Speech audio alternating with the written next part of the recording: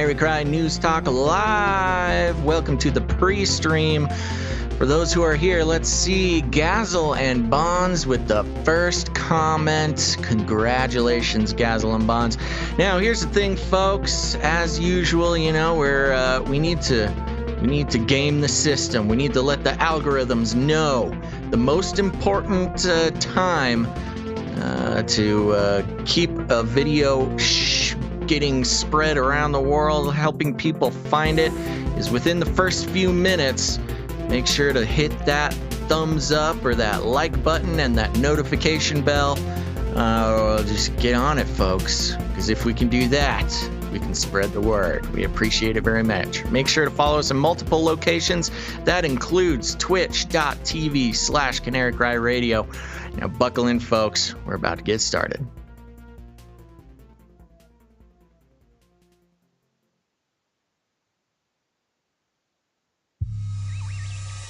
The world is getting crazier. People are acting more and more insane. The end of the world is tomorrow.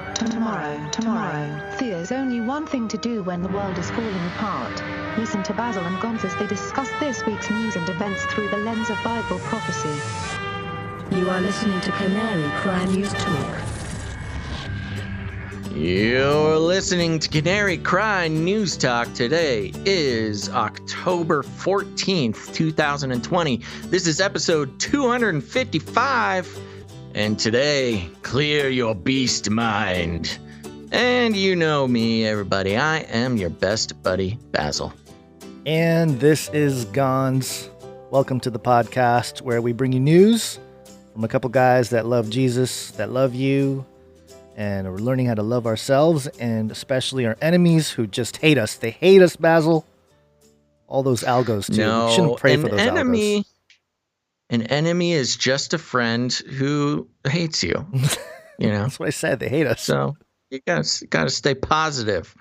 A stranger is just a friend you haven't met. An enemy is just a friend who hates you. So good. I don't know what I'm saying. I'm happy to be back, though. Me, Gonz, what's been going on over in your life there? I'm supposed to get tested now for the ronas because what? I had a situation where I apparently You've been contact traced. Yeah, I don't know what the deal is. We're buffering already, which is not a good sign. Yeah, always fun. But yes, I've been, I guess I came in contact with somebody who tested positive. And so, of course, now I have to go get tested at some point. And got to go get your positive PCR test? Yeah, I'm going to be asking questions for 40, sure. 40 cycles? Is it 40 cycles? I thought it was 30, but yeah, something like that. I'll be asking questions and I'll say, hey, how many cycles for this PCR test? And, also, I won't die. Just want to put that out there. You won't die. I won't die. True. Yeah. Yeah, we pretty know sure that. I won't die. But also, you're invincible. Well, yes, in Christ we are eternally alive. We will only face the first death, not the second death. But anyway, I'm kind of like I think I'm going to be very angry if I test positive because it's it's like a flu. It's really nothing, but the consequences might be I won't be able to be with my wife when she has the baby. You know what I mean? Like if it goes into all that stuff, then it'll turn into that. So, I'll be very upset. I'll let people know how upset I am if I do test positive and I get shut out from seeing the birth of my child, because that's really the part of the control. Problem. Well, yeah, but because that's really the problem here. It's not so much the virus itself. It's like, all right, yeah, sure, there's a thing kind of like the flu going around, but it's most the lockdown. Likely you will not have any serious ramifications, but the serious ramification is this is horrible timing. Horrible timing, and it's, again, no physical ramifications in terms of my health, more so like the totalitarian lockdown ramifications of the New World Order scientific dictatorship. So somebody it's asking, just a matter of time. Do I feel sick? No, I do not feel sick. I had a light headache, but I mean, that's a headache, you know? But it has been messing with my head today. We all have headaches, man. I know. I get a headache every show. Well, you do have a giant googly eyes that take in a lot of light, so sure it in the messes with your VR head. world here. It's taken, I will say, overall, my brain has started to adapt to spending long periods of time in the VR space here.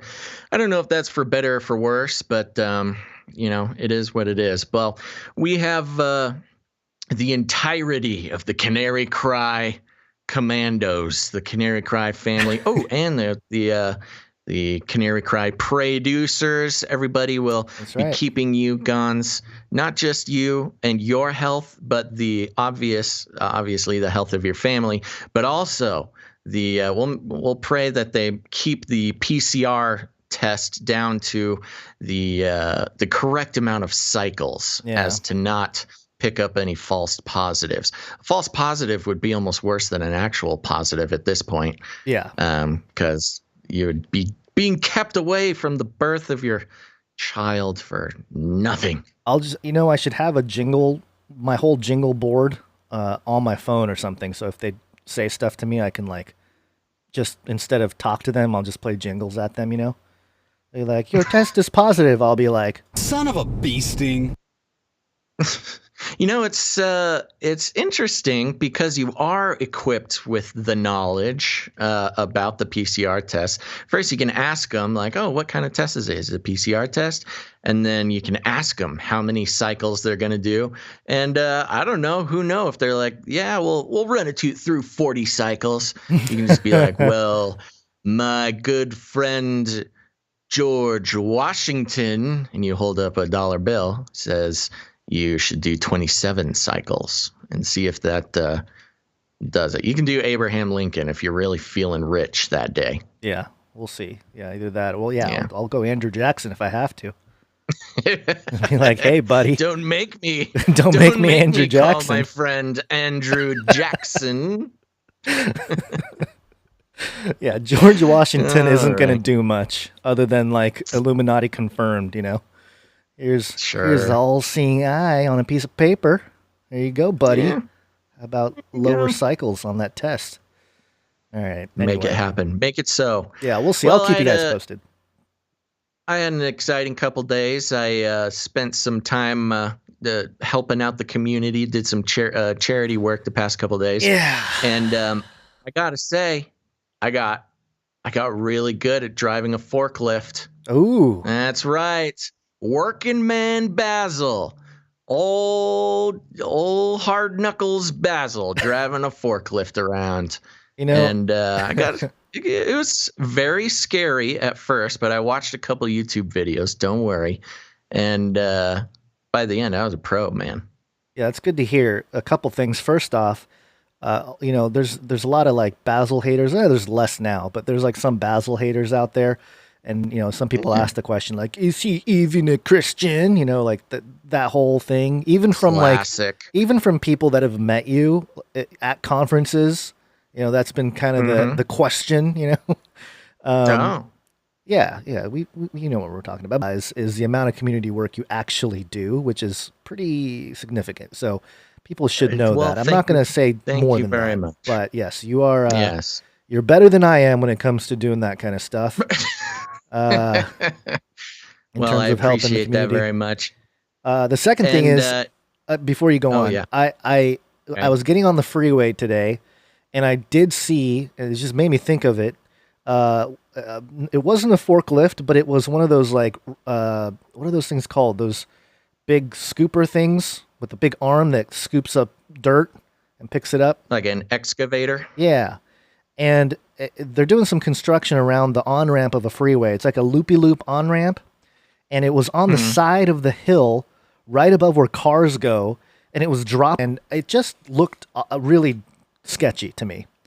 So I'm hoping, I don't go back and I see one of those things crushing cars. But those things are serious, man. I know. I have gotten, when I was a child, actually, I got to drive an excavator under the meticulous supervision of a professional. But there we go. Now, for a plan B, if this podcasting thing doesn't work out, I can put, a forklift operator experience as well as some excavator experience. Future X Mrs. Mecha Basil in the chat says forklift operation is a prerequisite for mech athletes. So this is good. I gotta let the mech racing league know that I'm a pro forklifter now. You should be the first podcaster to podcast from a forklift. You know, one of these days, just while you're forklifting. You know, that's me. I'm all about pushing the envelope, progressing the industry. You know, all the different crazy places that a podcast can be done. Right. Exactly. All right. Well, that's all the fun news for today. I think it's time to get in some updates. What do you say? Let's do it. Flippy update. Do you want fries with that? Did I lose you? Cool. Did I lose you? No. Did you not hear the jingle? Oh my gosh. I'm sorry. My brain is totally scrambled. I forgot we're doing a Flippy update. It's time for the Flippy update, everybody. That's right. If you're new to the show, let me explain to you. Flippy is the colloquial name for the disembodied robot arms that are taking our jobs, enslaving our children, and flirting with our spouses. We use talking about Flippy as a sort of a proxy conversation to continuously explore all the new and exciting ways that robots and AI are taking over the world and will soon be our loving robotic overlords. Today, I'm coming from news.yahoo.com, and the article reads, Google reveals mineral crop inspecting robots. Dun, dun, dun. What does that mean? Well, let's read about it.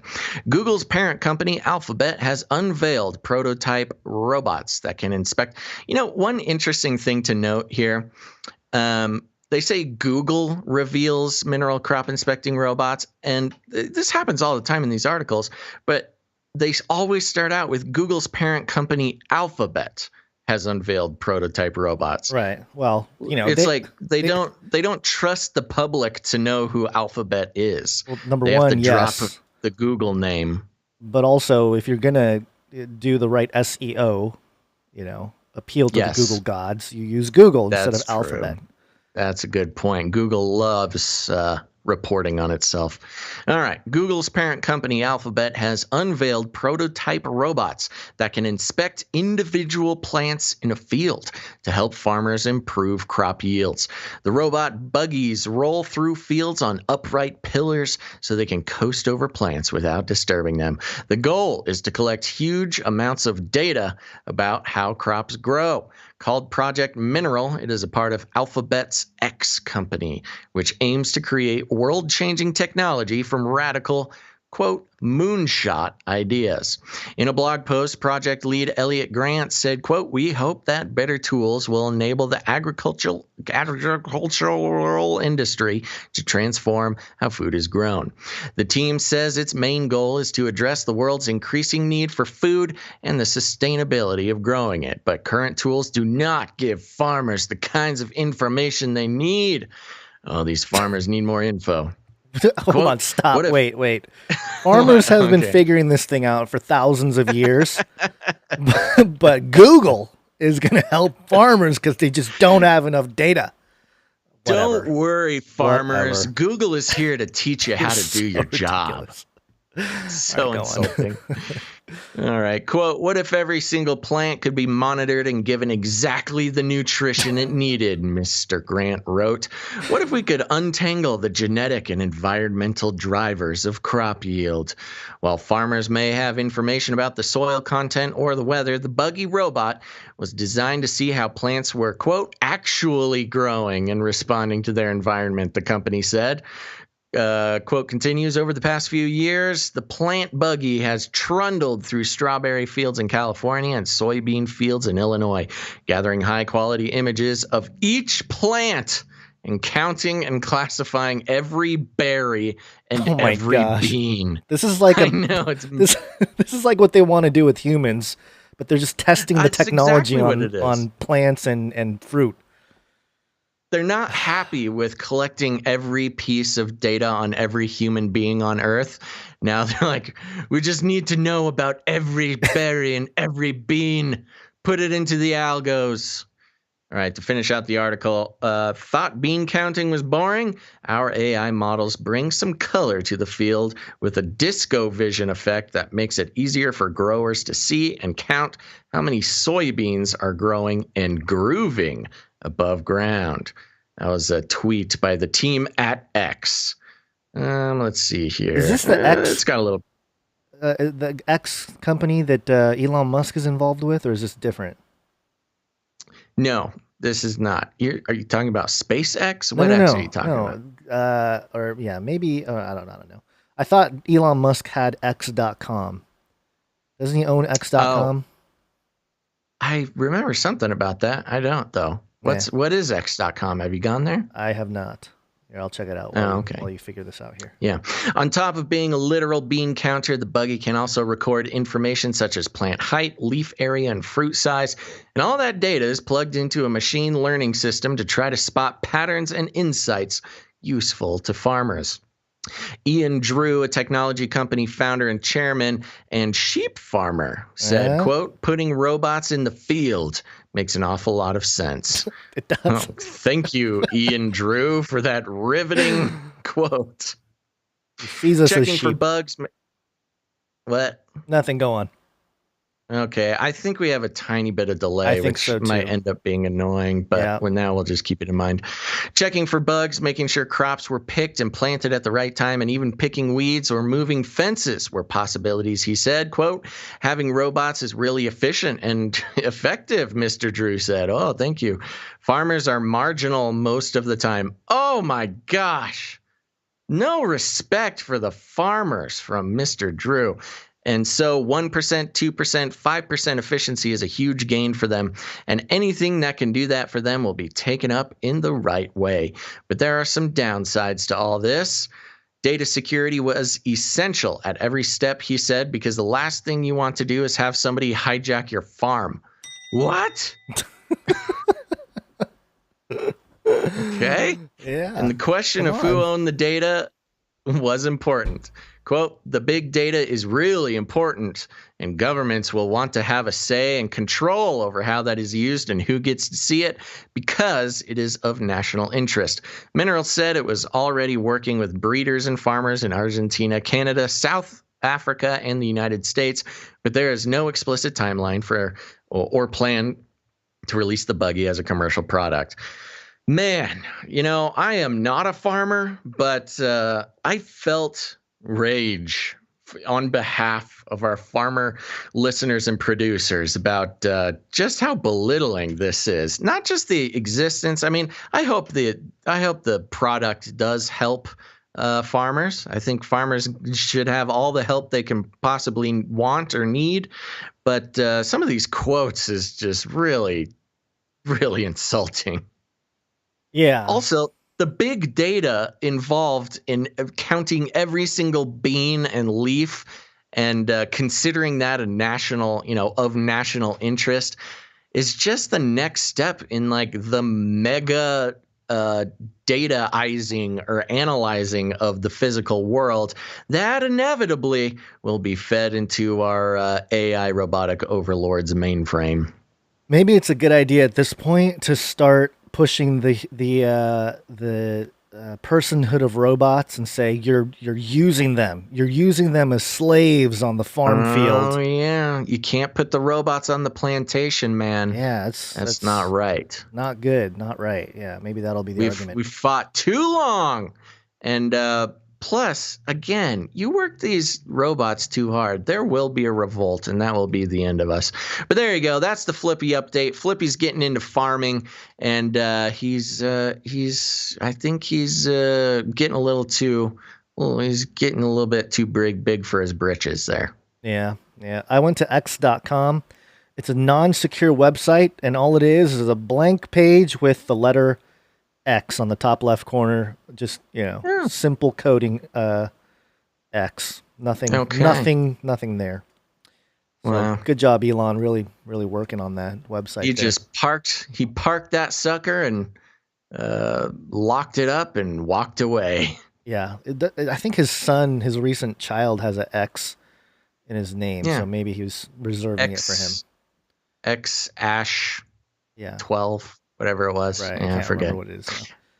All right, there Okay. you go. What do you got for us, Gonz? A few updates here. Whoa, my jingle board switched to the other window. That was really weird. Okay, here we go. We interrupt this broadcast to give you a brief update. By the end of this timely interruption, you will be thoroughly updated. 33 is the number of completion of the Great War. 33, the Illuminati dog whistle, is always a number we're looking for in mainstream media news. And this one, of course, Pitchfork.com, 33 musicians on why they're voting in the 2020 election. Now, this is the most misleading title because out of the 33, guess how many people said they're voting for Trump? I would assume zero. Zero. Absolutely zero. Not one. Not one. They didn't do one. No, there's a lot of... Well, of course. Yeah, there's a lot of F Trumps and F the system and a lot of that kind of stuff. Yeah. Tell me, I'm going to run through these real quick, Basil. Tell me if you know any of these artists or musicians, because I didn't know most of them. Right. Yaeji. Nope. Yaeji. No? Okay. Nope. Kamasi Washington. Nope. Okay. David Byrne. Nope. Rhiannon Giddens. Nope. I'll just mention it. I'll just keep going. Stop me if you know one, okay? Margot Price, Vic Mensa, Billie Eilish. Huh? That's Billie Eilish, yes. Yeah, Eilish. Okay, whatever. She said there's so much at stake right now after 4 years of Donald Trump. Things are so much worse and actually really scary. And then oh my gosh, Billie Eilish with your bajillions of dollars. You must be so afraid. Alinda Segarra, The Breeders is Kelly Deal, Arcade Fire's Will Butler. I have heard of Arcade Fire. Yeah. It's an old indie band. Denzel Curry. Here, I'll save you a little bit of time. I opened up the link and I'm scrolling through. And nope, haven't heard of any of these except for Billie Eilish and the other one you just said. Yeah. Kim Gordon, who said, we can't do anything progressively until we get rid of Trump. Devo. Devo's Mark Mothersbaugh. Ooh. Yeah. Beth Ditto, Public Enemy Chuck D said, come on, man. Yeah. So Come anyway. on, man. Hey, folks. Listen here. Yeah. This person here, who is this? Anoni? Yeah. No, I think we can settle on the fact that we've heard of almost none of these people. And of course, yeah, it's just a sort of, if you're an artist, if you're a creator, you can't vote for Trump. Here's 33 of your favorite strangers who will tell you why. Yeah, and this Anoni person here mentions how a vote for Trump is an angel of retribution upon the elite. And what? Yeah, and at the end, vote for Trump is an angel of retribution against the elite? No, upon the elite. Upon? Yeah. Wait, yeah. Yeah, so it's basically saying, isn't that good? No, he's basically saying that he's helping the elite. Oh, okay. That's a weird way to put it, but Yeah. whatever you say. Yeah. And then at the very end, she, I can't tell from the picture, says, on the bright side, if we get through the rest of Trump's term without detonating a nuclear weapon, I believe we will still have something to be grateful for. What is that? Oh, just that? Just that. Not doing a nuke? Not setting off a nuke. Oh my gosh. These people are deceived. It's So just brainwashing, alarmist brainwashing. it's crazy, and yeah, so 33 musicians on why they're voting in the 2020 elections with a bunch of people I've never heard of. And no, usually with something like this in the past, you've seen a little bit more balance, just a little bit more, but there's no balance whatsoever. And of course, you got to use the 33 Illuminati dog whistle signaling along with all the Orange Man bad stuff in there. Of course. It's the only way the spell works, Gonz. But here's what I want to know. Is any Okay. Trump supporter who's going to vote for Trump, Are they going to see this list or whatever, and see Margot Change their Price? Margot Price hates Trump. Oh man, I really should change my No, vote. of course not. So Well, what and is that's kind of the point here. At this point, nobody's really going to be changing their mind. And so you put out a thing with 33 to tack on to the magical spell of making sure that, people go out and vote, but not to vote their conscience or vote their politics, vote for the Democratic Party. Yeah. And I wanted to mention this as part of because I was sort of watching the Amy Coney Barrett confirmation hearings right before the show, and this has to be, and maybe the No Agenda show will address this tomorrow, but this moment has to be deliberate.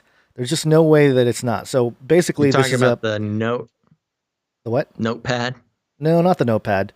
So basically, all these senators are, they're questioning her or whatever. There was a good handful of Republicans that were telling her, "Hey, we're going to vote for you. You're basically what we're looking for." Blah blah blah. And so this one senator, I think it's Blumenthal, is asking a question, and I tried to stop it. Hopefully, this works. But listen to what happens here. And from the pro-choice caucus. Without objection. Thank you. There are a couple of loose ends I'd like to clarify from our conversation of yesterday. First of all, he's asking the question. Our discussion of the Second Amendment, we both made reference to the Third Circuit and its ruling on whether or not individuals convicted of a crime could possess a firearm. And I think you cited the Third Circuit as supporting the idea that certain felons could possess firearms, if I'm not mistaken. And I went back and checked that too. And so you're right, it was a splintered decision. And I was thinking of Judge Hardiman's opinion, which was close. It's still going, folks. It's still going. What's still going? Complete shutdown of the audio. Oh, that's what you're saying. Yeah. When she started answering the question, they turned off her audio? Yep. And then there's like a room mic that comes back on.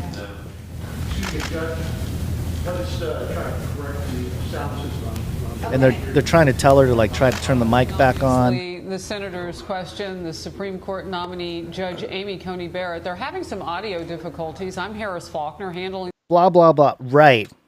Audio. There is no way that the entire audio feed just drops in that situation. I mean, it's possible, but the fact that it went dead and then they turned up a room mic, you can hear the room mic get turned up, which means that somebody at the soundboard is able to turn up another mic to try to, I mean, it's possible that a mic died, but very unusual, especially regarding the topic of the Second Amendment and guns and that kind of stuff. Do you know what exactly she was talking about? I'm assuming they were referring to a prior judgment that she made. Yeah, and she was having a chance to respond to it. Yeah, something about ex-convicts and their right to gain access to guns and that might be interesting to look into to see exactly what her ruling was. And maybe who benefits from the mic cutting out during her answer. Yeah, I mean, I know stuff like this happens all the time, but as a sound engineer and, just doing these things for a living, basically, highly unusual for something like that to happen, especially the way it cut out. It's like they completely shut down. That's interesting. Is there video to that, or is it just audio? There's video. Okay. Yeah, so people watching. Can you tell? Is it a wired mic or wireless? No, it's a wired mic that is on a little podium type of thing, and I think it has a mute button on the thing. So it's wired. It's not a wireless mic. It looks like a XLR condenser.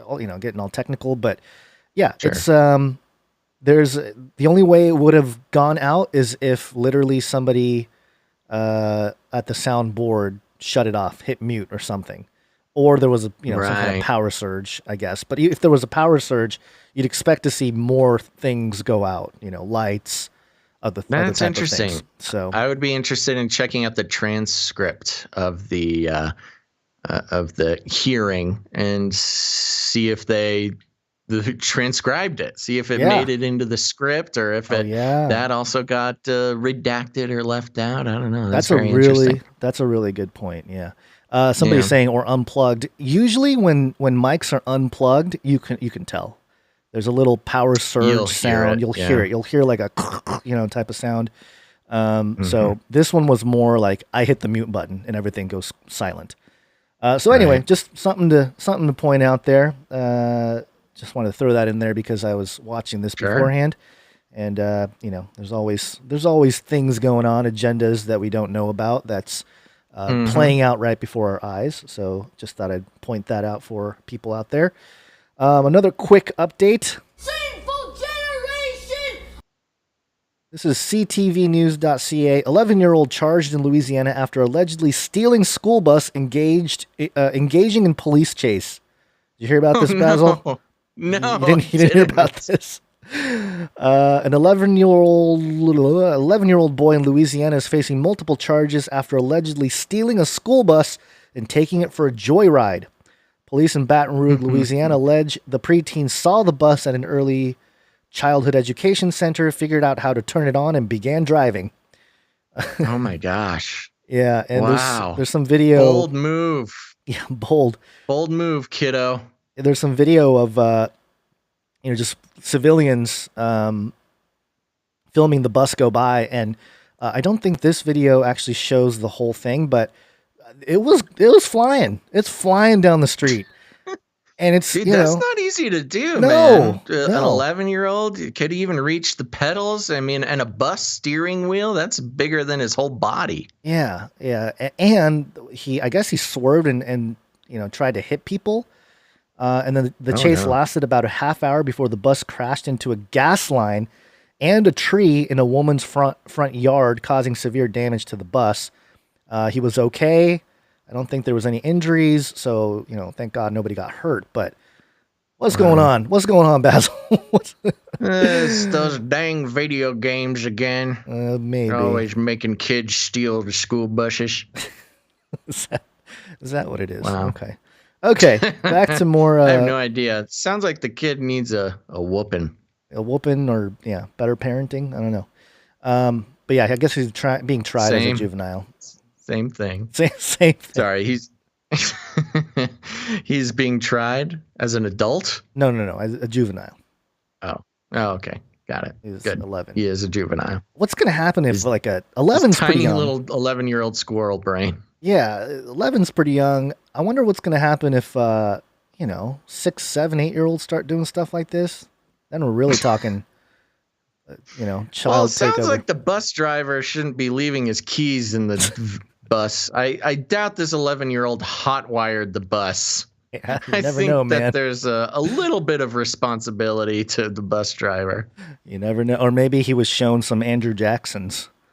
Yeah. Hey, mister. Come on, just let me take you for a ride. All right, okay. Here's another quick update from a story we tackled yesterday or the day before last episode. And so my question is very direct. Is voting by mail secure? No. This is news.yahoo.com. Trump urges California GOP to continue using fake, quote-unquote, official drop boxes in spite of legal threat. Oh, boy. Yep. President Trump urged California Republicans to defy a state order to remove fake official ballot drop boxes after numerous top officials called them illegal. And I guess the GOP, the GOP groups said that that the quote unquote illegal ballot boxes belong to them. So they claimed it. Yeah. And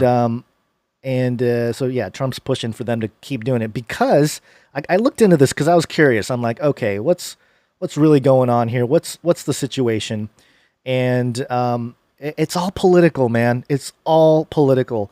And I actually found the bill that they're referencing.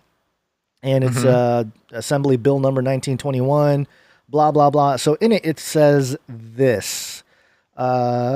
Existing law requires that the vote by mail ballot be available to any registered voter. Under existing law, a voter who is unable to return his or her vote by mail ballot may designate his or her spouse, child, parent, grandparent, grandchild, brother, sister, or person residing in the same household as a vote by mail voter to return the vote by a mail ballot, except in the case of the candidate or spouse of the candidate. Existing law prohibits the return of a voter's vote by mail ballot by one of these designees who is also a paid or volunteer worker of a general purpose committee, controlled committee, or any other group or organization at whose behest the individual designated to return the ballot is performing a service. Here's the key line here. This bill would remove those restrictions and instead authorize the designation of any person to return a vote by mail ballot. Any person. That's what it says in the actual thing. And so I guess in the past, the Democrats have used this for ballot harvesting. And so now the Republicans said, well, they're doing it, so let's do it too. And then the Democrats are saying, oh, it's illegal. You can't do that. And so this is a interpretation of the law, battle between Democrats and Republicans in California. And so it's a little more complicated. So obviously Trump's going to say, just keep using it. Use it. We're in the new age. But they gave till the 15th to actually do something, or they're going to get sued or whatever. So we'll see what happens here in the next couple days. But oh my gosh, this is not going to be the last time we hear about this. No, we've talked about it. A lot of people have talked about it. This is not going to be a cut and dry thing. We're not going to know on election day who won. We're probably not going to know a week or even 2 weeks later. I think a lot of people have the feeling this is all going to go to the courts. And this whole GOP official, unofficial voting box thing in California, we're going to be hearing about this for months. Yeah, and if you look around historically, other nations and controversial election results in other countries, just look at that. Look at that as a model for what we might face here, which is, Trump saying like, I won, I continue to be president. And then the media saying it's not complete, it's not da-da-da. Oy. It's a little bit of a back and forth. I mean, I don't buy this thing that Trump won't give it up if he loses. I don't think it's that simple. I mean, everybody said that about every single president in my lifetime. I remember people saying that about Bush. They said it about Obama. I was too young to know if they said it about Bill Clinton. But every time that there's an election, it's always, oh, he won't give up power. He won't give up power. We're turning into a tyranny. Well, we have slowly been, the tyranny has been ramping up for sure. But I don't know. If anybody wouldn't give up power, it'd probably be Trump. But it's not as cut and dry as like, oh, Joe Biden won, so Trump, isn't giving up power or whatever. This whole thing is going to be so screwy, so complicated. There's going to be so much sort of cloak and dagger going on with these ballots. It's going to be a mess. I guess I'm not saying anything new here, but just to vent my frustration. So you're saying that the current law, technically does or does not allow for any third party to transport the ballot? Well, it depends on how you define any person. That's what it says. The new law, the bill, would authorize the designation of any person to return a vote by mail ballot. So it said would, though, so it's not actually passed. No. This was the bill. This was the bill that was presented in 2016. I think it was passed, approved by Governor September 29, 2016. So this is what. It was approved. So this has been the law for the last 4 years. So it's basically legal ballot harvesting. Yeah, that's why the Republicans probably or the GOP did this. Yeah. I think they were trying to prove a point maybe, but either way, it was one of those strategies like, well, you guys did it, so we're going to do it, equal playing ground or whatever. And but then now the Democrats are like, well, you're breaking the law. And it's like, well, it says in the law that any person can do it. So it's a mess. Absolute mess. Yeah. Yeah. Boy. All right. Yeah, it'll be fun the next few months. Sure. All right. One more quick update news here before we get into one of the main stories. Welcome to Chinese News! CNBC.com. China hands out $1.5 million of its digital currency in one of the country's biggest public tests. And so it says here, just the bullet points. Last week, the government in Shenzhen carried out a lottery to give away a total of 10 million yuan, about $1.5 million worth of the digital currency.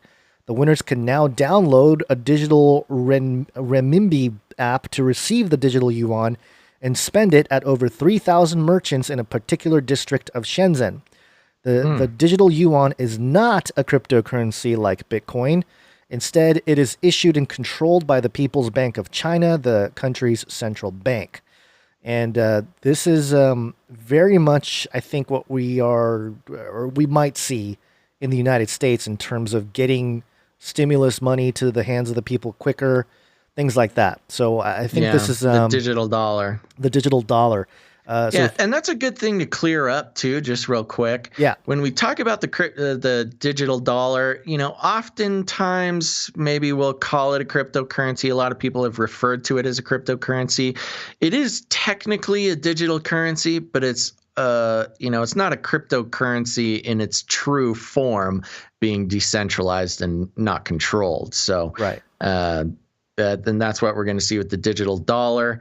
Did we ever get a confirmation if that was actually going through in January? I don't know about the confirmation, but I think I sent you the bill that was introduced in March. That I did read through the bill. Yeah, the Fed app, and so you basically you tie in your social security number to an app, federally commissioned app, and then based on that you can receive money from the government directly instead of waiting for a while. But the problem with that, through the post office in America. The post office, yeah. The problem is that just as easily they can hand money to you, they can just take it away. And that's part of it. The problem with a centralized cryptocurrency is that it is controlled in one central location. There's a central point of failure, if you will, or just a central brain controlling it all instead of decentralized. Yeah, it's controlled. I want to mention Isaiah 42:14 in the chat says it is still blockchain tech. I read through the bill and I could not find the word blockchain. Interesting. I'm not sure if they're going to do it on the blockchain. It seems like maybe I should pull it up again and re-look at it. But yeah, I read through the whole bill because I was interested to see how are they going to run this cryptocurrency or whatever. Right. I could not, they don't mention cryptocurrency. I don't even think they mention blockchain. They just call it a digital currency, which it doesn't have to be on the blockchain to be, to do this, to do the digital dollar thing. In fact, it would probably be better for them to not do it on the blockchain, so they can control it easier and there's less immutability and transparency, because that's certainly not what the government wants out of this. Right. Yeah. The blockchain will allow, it's an immutable ledger, which basically, you won't be able to, or if you do reverse a transaction, it'll all be recorded. Whereas, it's amended. Yeah. So it's I know we get technical into the weeds a little bit here, but it's interesting to watch and to see, because you can still have blockchain and still have it be centralized. Yeah. It's just the mode of the ledger. Right. Now we're just getting into tech talk. We'll save that for the Tech Talk podcast. I do want to mention again, because we have more people tuning in live here. Thanks for being here, everybody. Why don't you give a thumbs up or a like or whatever, wherever you're watching, give us a little something, give the algorithms a boost. I know there's some confusion on whether or not that helps. we're playing around with some algorithms today. So help us out. Give us that thumbs up. Share the show. Do something like that. We'll see if it does anything by the end of the show. Okay, Gonz, you want to get into our main stories? Let's do it. And this first one. Got hairy legs. Got hairy legs. Cup of Joe got hairy legs. Okay, let's get a little update here with not Biden in the presidential campaign sense, but let's check on the family tree here. I'm over here on NewYorkPost.com, so take that for what you will. But the headline reads, "Smoking gun email reveals how Hunter Biden introduced Ukrainian businessman to VP dad." Hunter Biden introduced his father, then Vice President Joe Biden, to a top executive at a Ukrainian energy firm less than a year before the elder Biden pressured government officials in Ukraine into firing a prosecutor who was investigating the company, according to emails obtained by the Post. One sentence, folks. We got 4 lines, one sentence. The never-before-revealed meeting is mentioned in a message of appreciation that Vadim Pozharsky, an advisor to the board of Burisma, allegedly sent Hunter Biden on April 17, 2015, about a year after Hunter joined the Burisma board at a reported salary of up to $50,000 a month. Quote, "Dear Hunter, thank you for inviting me to D.C. and giving me an opportunity to meet your father and spent some time together. It's realty an honor and pleasure," the email reads. An earlier email from May 2014 also shows Pozharsky, I think I'm saying that right, reportedly Burisma's number 3 exec, asking Hunter for, quote, "advice on how you could use your influence on the company's behalf." The blockbuster correspondence, which flies in the face of Joe Biden's claim that he's, quote, "never spoken to my son about his overseas business dealings," is contained in a massive trove of data recovered from a laptop computer. The computer was dropped off at a repair shop in Biden's home state of Delaware in April 2019, according to the store's owner.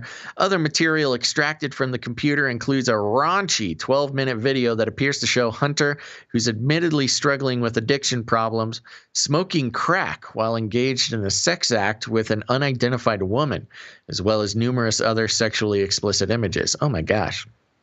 The customer who brought in the water-damaged MacBook Pro for repair never paid for the service or retrieved it or a hard drive on which its contents were stored, according to the shop owner, who said he tried repeatedly to contact the client.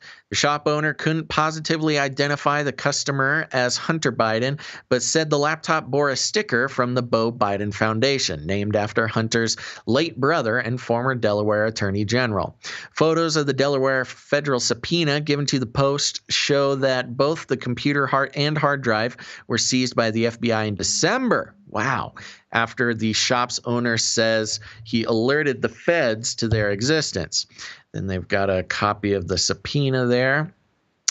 But before turning over the gear, the shop owner says he made a copy of the hard drive and later gave it to former Mayor Rudy Giuliani's lawyer, Robert Costello. I love when they refer to Mayor Rudy Giuliani's lawyer, because it's like it's the president's lawyers all the way down. Steve Bannon, former advisor to President Trump, told the Post about the existence of the hard drive in late September, and Giuliani provided the Post with a copy of it on Sunday.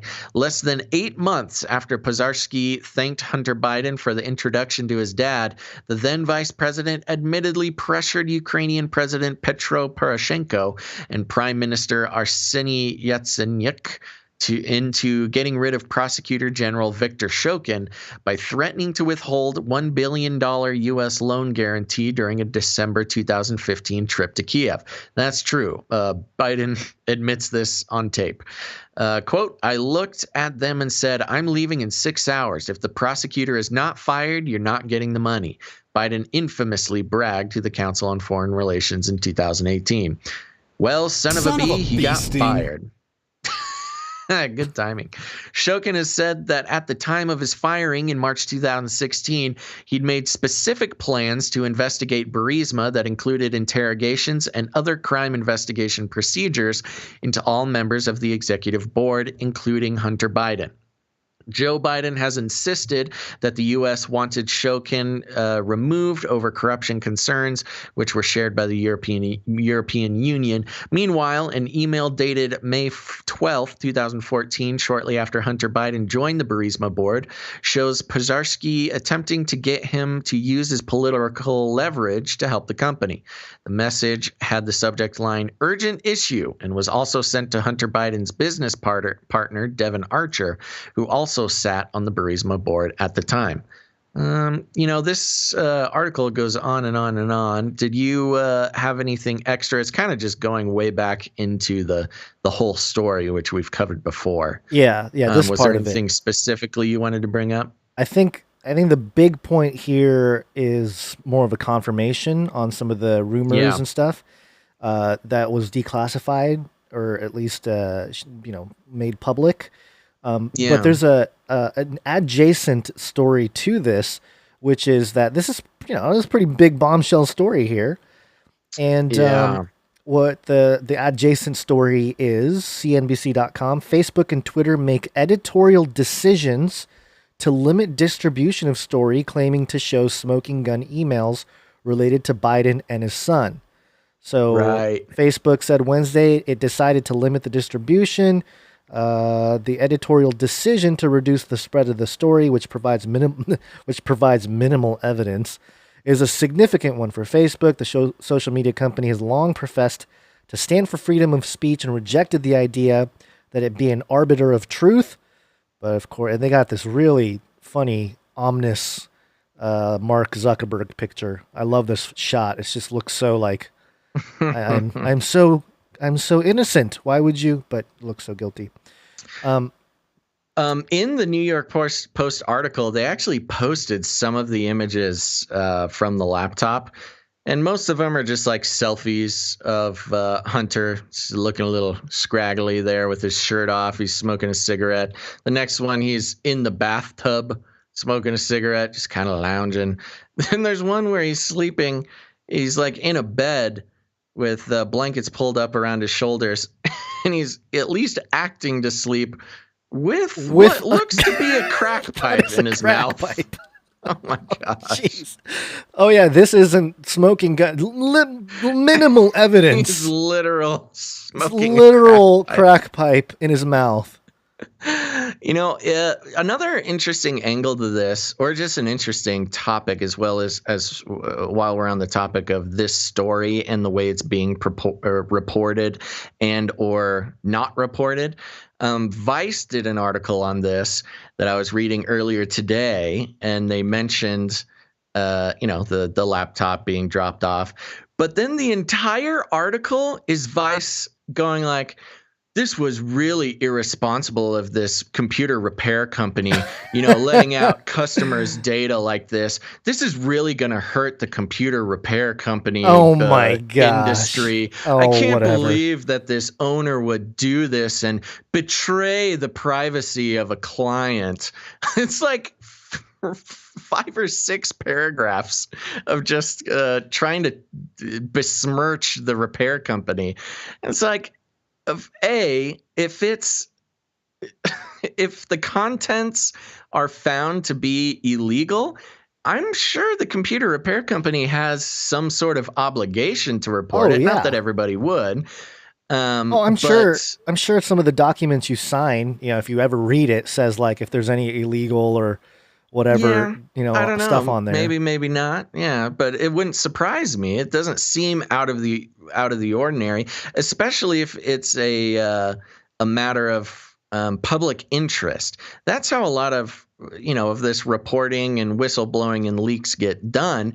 It may be technically illegal to share, say, like private leaked information, or whether it's from the government or from a personal whatever computer or something. But there are exceptions if the nature of the information is of public interest, especially in regards to politicians and their families and business deals and foreign corruption and, I don't know, something akin to treason adjacent at least. Yeah. This quote is fantastic by Andy Stone, a spokesman for Facebook, who tweeted this. Just so if you had any doubt that all these companies are embedded, he tweeted this. Quote, while I will not, let me start over. Quote, while I will intentionally not link to the New York Post, I want to be clear that this story is eligible to be fact-checked by Facebook's third-party fact-checking partners. In the meantime, we are reducing its distribution on our platform. Oh my gosh.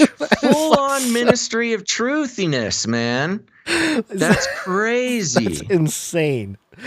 Like, wow. It's eligible to be fact-checked. Like, come on. He's basically just saying, yeah, we don't like this story because we want Biden to win the election, so we're not going to let people share. We're going to censor it. It's basically in so many words. Wow. That's exactly what he's saying. I mean, that is ridiculous. And now, if let's just say, okay, we're putting on the tinfoil hats now. We're just playing around with ideas, everybody. If indeed Biden, whether it be Hunter and or Joe, are involved in some sort of treason adjacent activity, and if indeed it is true that Biden used his vice presidential power for personal gain and the personal gain of his family, Facebook intentionally censoring that information would make, I believe there would be a case to make that Facebook would be maybe not a full-on accomplice, but some sort of party to the crime for, limiting evidence or something. Yeah, but that's my non-professional lawyerness. I hear you. I don't think it's going to happen. It's not nothing will happen. But I mean, in the eyes of God, perhaps. Yeah. Well, that's what I was going to say. Is like, can you imagine? I really, I hope that Jesus does return in our lifetime. I mean, I want to see that court, where Jesus is pointing stuff out, and he's got his case, and he's all truth shall come to light sometime. Yeah, very good. So I just thought, well, there you go. There's your little hairy legs Biden update. Yeah, I mean, I don't know who's voting for this guy other than people that hate Trump. Not that voting for Trump is so much better, but just that this type of info is out there. Choose just your slugging. master. Yeah, exactly. It's a slugfest right now. It's pretty outrageous. Yeah, it really is getting intense. And not to be outdone, we will launch a new age.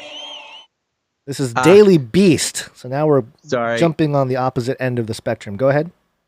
Real quick, Future X Mrs. Mechabasil coming in with the facts today. Accessory after the fact was the term I was looking for. There you go. Okay, so this is dailybeast.com. Trump touts Falconer's Benghazi blood sacrifice conspiracy theory. And the Daily Beast... What? Yeah, the Daily Beast has this under the label, so wicked. Oh, the Daily Beast. Okay, do you know about the Falconers? No. Benghazi blood. You don't know about this? Oh.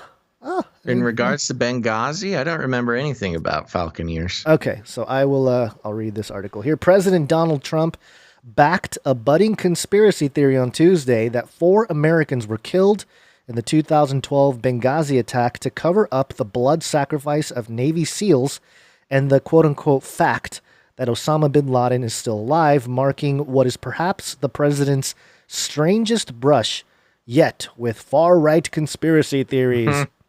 Trump's promotion of the new Benghazi conspiracy theory, which is fast gaining traction on the far right, came in the form of a retweet of a QAnon believer pushing the claim.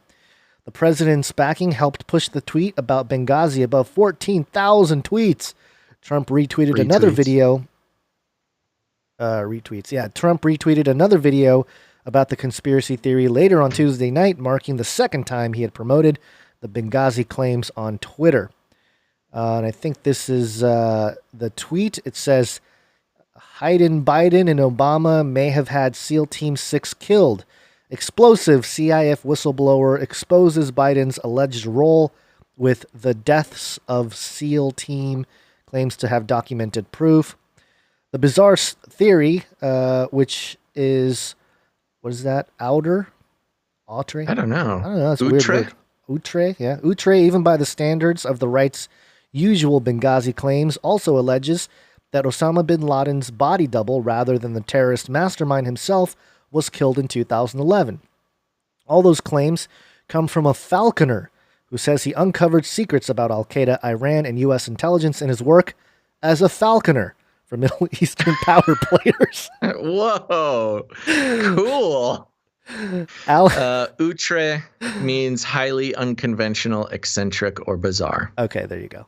Alan Howell Parrott, the subject of a 2010 documentary about his falconry called Feathered Cocaine, has shot to new fame on the right after a video interview with him played over the weekend at the American Priority Conference, a pro-Trump event held at Trump's Miami resort.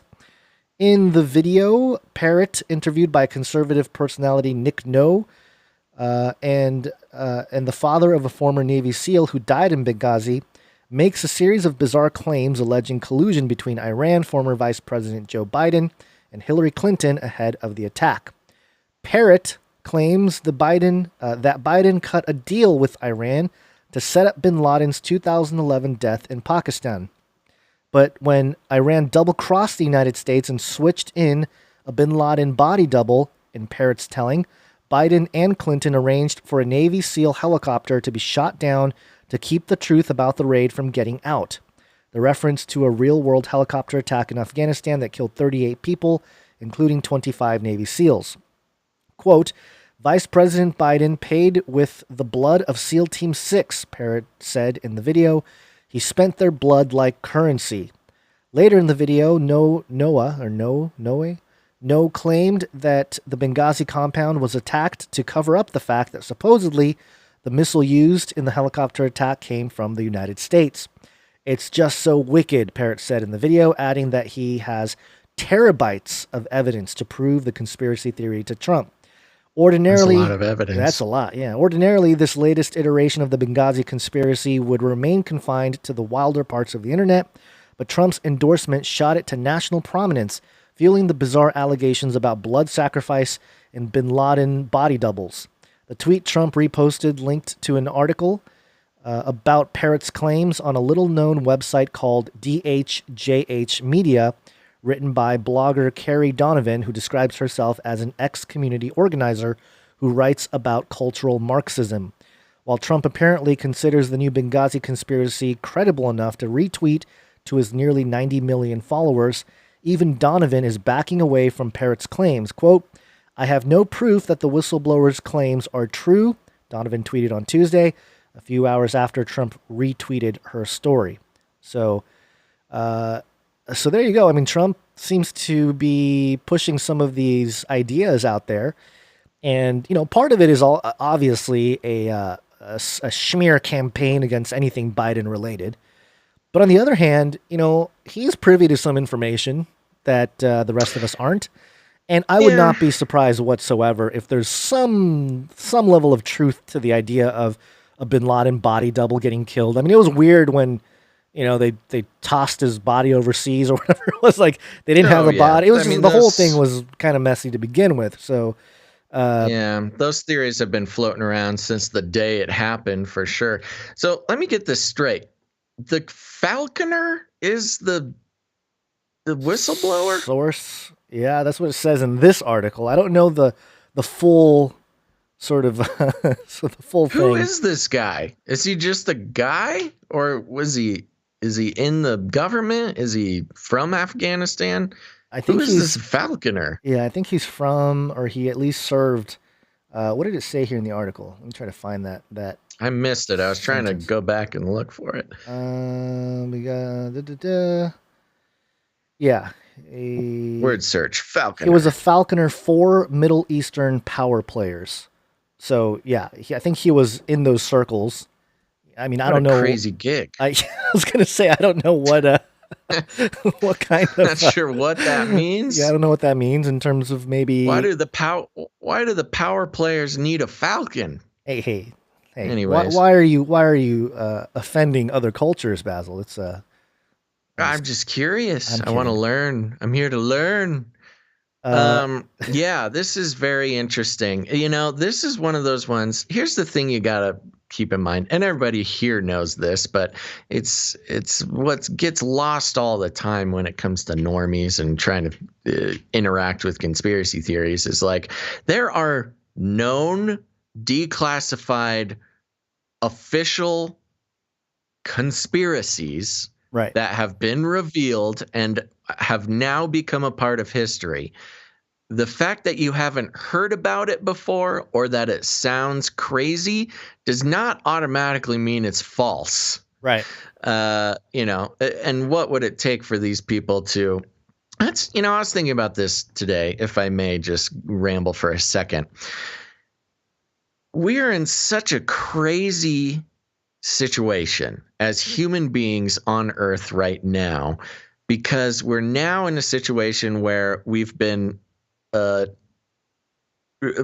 for instance, mainstream media will complain that, people don't trust authorities anymore. Nobody listens to the official experts, that kind of talk. Yet it is the mainstream media who has convinced everybody that they shouldn't trust the president of the United States. Like the basically top authority of everything in the world, more or less. Now, of course, that's hyperbole, but you get the point. So they're like complaining, you don't trust authority. Don't trust the most authoritative person in the world, but you have to trust authority. I mean, our authority, not his authority. It's like we're trained, or people are trained to not trust a single thing that Trump says. Now, whether or not this particular theory is true or not, I have no idea. It gets a little wild. And of course, there was a lot of fishy stuff regarding Benghazi and the Osama bin Laden assassination. Both of those were highly secretive, highly fishy. And of course, if you think that they have told you everything about it, you're just being very silly. Of course, there's secrets that we'll never know. And who knows? Maybe the secret is that this falconer was, I don't know, there? I'm not sure where the claim comes from, but believe the falconer. Or don't, whatever. Yeah, I hear you. I think, there's a whole epistemological crisis on who to believe, what outlets to believe, the traditional, and this is all part of the Smith-Mundt Modernization Act. It's really the I don't know, the catalyst that turned all of this into a sort of a crazed, psychotic, I don't know, psychosis for everybody type of situation here in terms of information. But amongst that are still true information that's being brought to light. But it's the problem with this type of thing is that it also discredits, or at least fuels skepticism for even the true information, and that's part of the whole idea from the whatever that may be. Yeah, whatever it may be, it doesn't matter, because if you can question everything, then you can even question true things. And so I think that there's with this sort of thing, I haven't done the deep dive in the Benghazi situation, so I don't know exactly, but I haven't done it in a long time, at least. It's been a while, yeah. But I would suggest that perhaps as the president of the United States, Trump has some kind of intel that would lead him to at least throw this out there as a type of he's the tease. highest highest ranking, secret information holder in the world. Of course he has more info than us, but that's another reason why to sow distrust in what he says. Isaiah 42:14 in the chat says, Basil, your falcon envy is showing. You got me. You got me, Isaiah. I am just jealous of this falconer. Yeah, I know. Well, not as cool as the... the other problem is anytime you try to Google any of this stuff, all you'll find is like football references. Atlanta Falcons. It's like, no, I don't want to hear about the Falcons. The football team. Yeah, and of course, we all know that birds aren't real. Thank you, Gazel and Bonds in the chat. Very good point. So to summarize this story, let me summarize this. You tell me if I got it right or not. So a falconer, very high level falconer, a nobleman, a noble profession. Where would we be without the falconers? Is coming out whistleblowing, saying that Benghazi was a cover up for some sort of botched or shadowy facts about the Osama bin Laden raid. They're connected somehow. Right. Okay. Yes. I got it. Yep. I understand now. Yep. Well, if Trump says it, I believe it, and that's all there is to it. So. Jeez. Okay, then. You heard it here first. Red team. Oh no. Basil. Oh no. Basil is dropped out. Rosewater 2020 is now been reduced to Trump 4 more years. Oh no. MAGA. Oh no. Who knows? Who knows? All right. Well, you have anything else to say about this story? No, I don't. I forgot to mention an update story, but we'll do it after the break real quick. Okay, sounds good. Let's take a really quick break. It's break time.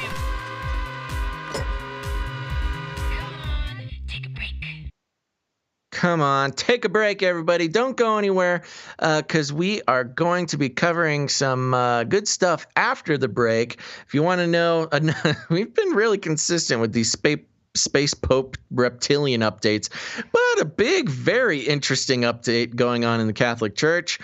We also have some very important surveillance and privacy news we're going to want to talk about. And then everybody's favorite, a Nephilim update at the end. So don't go anywhere. We're just going to take a couple minutes to thank some of our new Twitch followers and thank some producers of this show, 255. Gonz, short list again on the Twitch. You ready? Ready. Okay, I want to thank new follower T-Stash. Thank you very much, T-Stash. Then we've got Warrior 2652. All right, Warriors. Thank you very much. Yes, Let Freedom Ring. Thank you very much. Let Freedom Ring. Bella Bramo. Bella Bramo.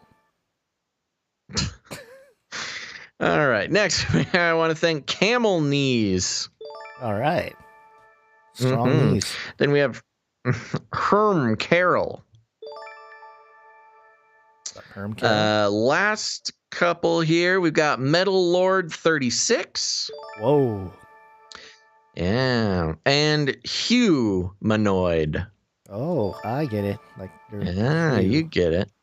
Thank you very much to all of our new Twitch followers. We thank you. Remember, if you haven't done it yet, even if you prefer YouTube or one of those other platforms, it's really important to follow us on multiple platforms and turn on notifications. Of course, notifications going out is always difficult to get them in a timely manner, and following us on multiple platforms is the best way to guarantee you get the notification when a new episode is live. You don't want to miss it, so make sure to do that. Okay, next up, I'll take this very quick, brief moment to encourage you to hit the like, whatever. We're trying some experiments. Thank you very much if you haven't done that.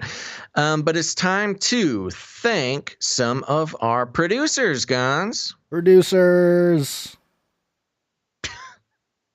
It's really good flavor you're adding there. And if you're new to the show, let me help you. Let me help you along. We are on the value for value model. You might notice we haven't done any advertising. We don't try to sell you an underwear subscription or a mattress or, I don't know, CBD oil or something. And that's because we decided long ago that advertising is pretty much Lucifer's favorite tool for corrupting the world and corrupting otherwise integrity-rich content producers. Now, I'm not saying everybody who does advertising is, a big problem, but advertising and the big data behind it itself are the big problems. Y'all saw The Social Dilemma. Y'all know what I'm talking about. You've all heard podcasters. They have, 15-minute ad reads, beginning, middle, and end in order to support themselves. And I get it, man. The temptation is real. But the problem is the very concept of advertising incentivizes people like Gonz and producers to consider you, dear white cattle, to be loaded up and collected in mass numbers so they can be sold for the personal profit of the content producer. Now, that's not necessarily a problem for everybody, but it's a problem for us. We just didn't like the idea of that. We truly do consider all Canary Cry listeners as family. We call it the Canary Cry family. And you, even if you're new, welcome to the family, to the Canary Cry family. That's right. And instead, we go on the value for value model, which is we do the show, we do the best we can, and we do it as consistently as we can.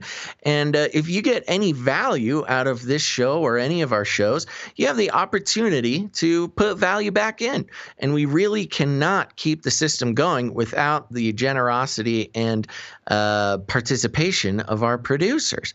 That's right. If you're getting educated or entertained, or you appreciate the analysis, or maybe you're hearing some news stories for the first time, you're welcome. If you get any value out of that stuff, please consider becoming a producer. People have been jumping on board.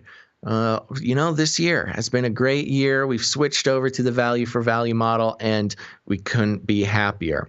So, the first way that we recommend people can become a producer, I will say, Gonz, it is a little bit of a light day. So I'm gonna prepare your expectations now.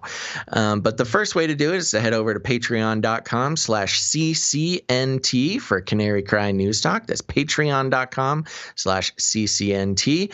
And I'm over here, Gonz. Let me do a little refresh.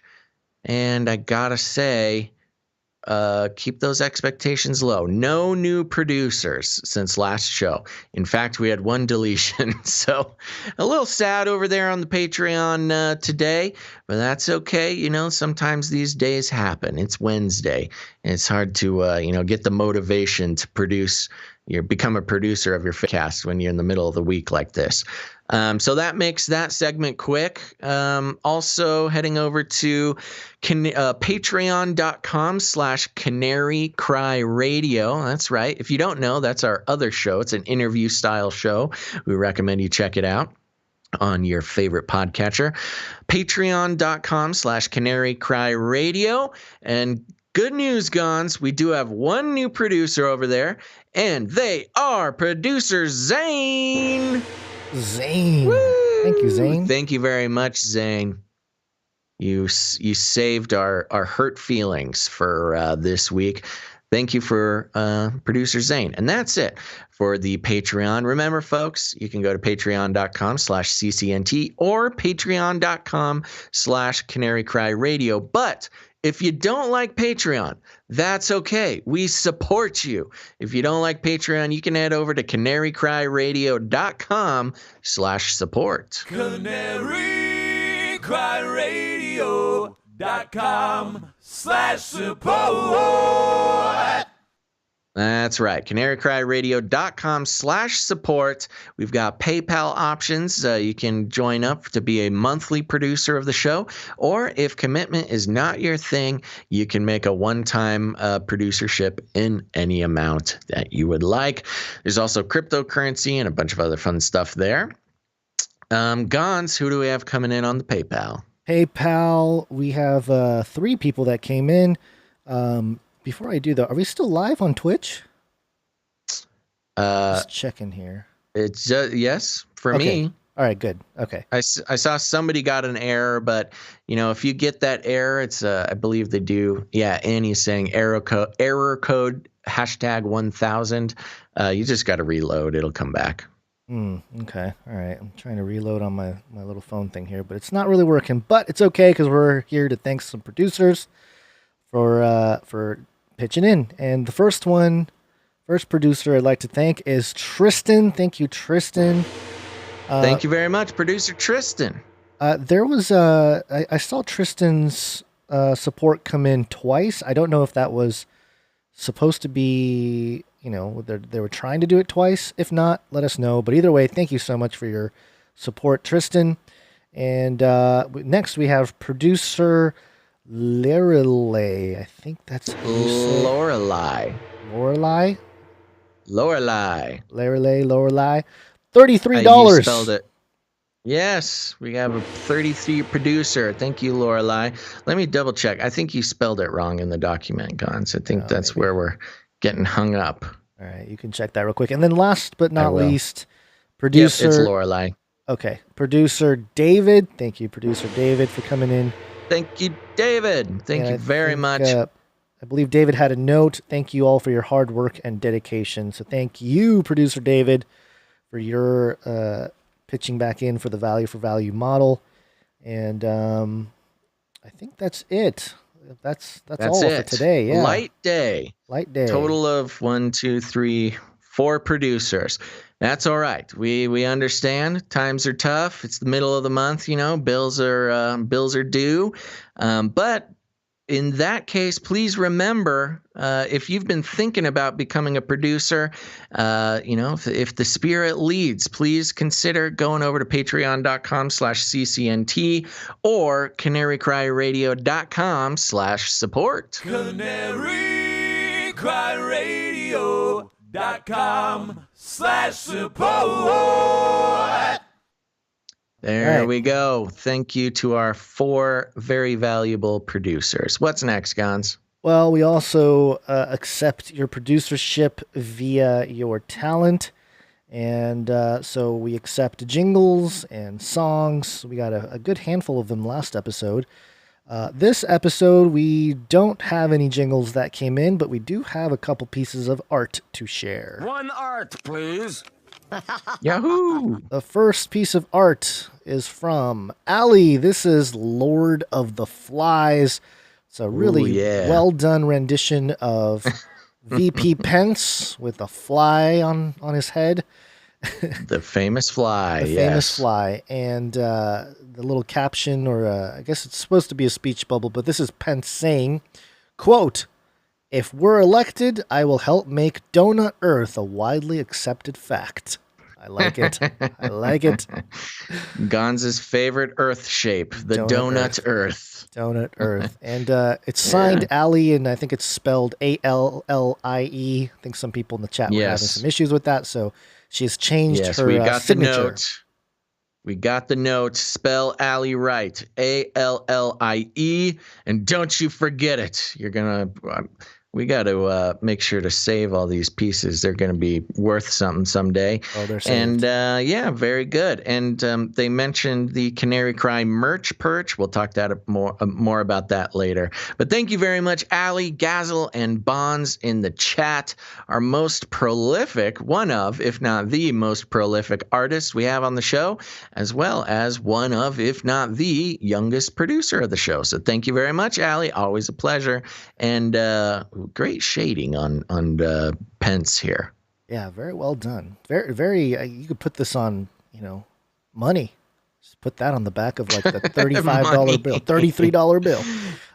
So thank you, producer Ali. I don't know why Pence goes on the $33 bill, but might as well. It's perfect. Perfect. The second and last piece of art we have is from Jay Vela, The Great Global Reset. And hard to describe all that's going on here. You got digital banks. Can I give it a try? Go for it. Yes. In the usual Jay Vela fashion, we've got a collage, a mural, if you will, of all sorts of touching on all sorts of topics. In the top left-hand corner there, I believe that is the Luciferase quantum dot tattoo applicator. Yes.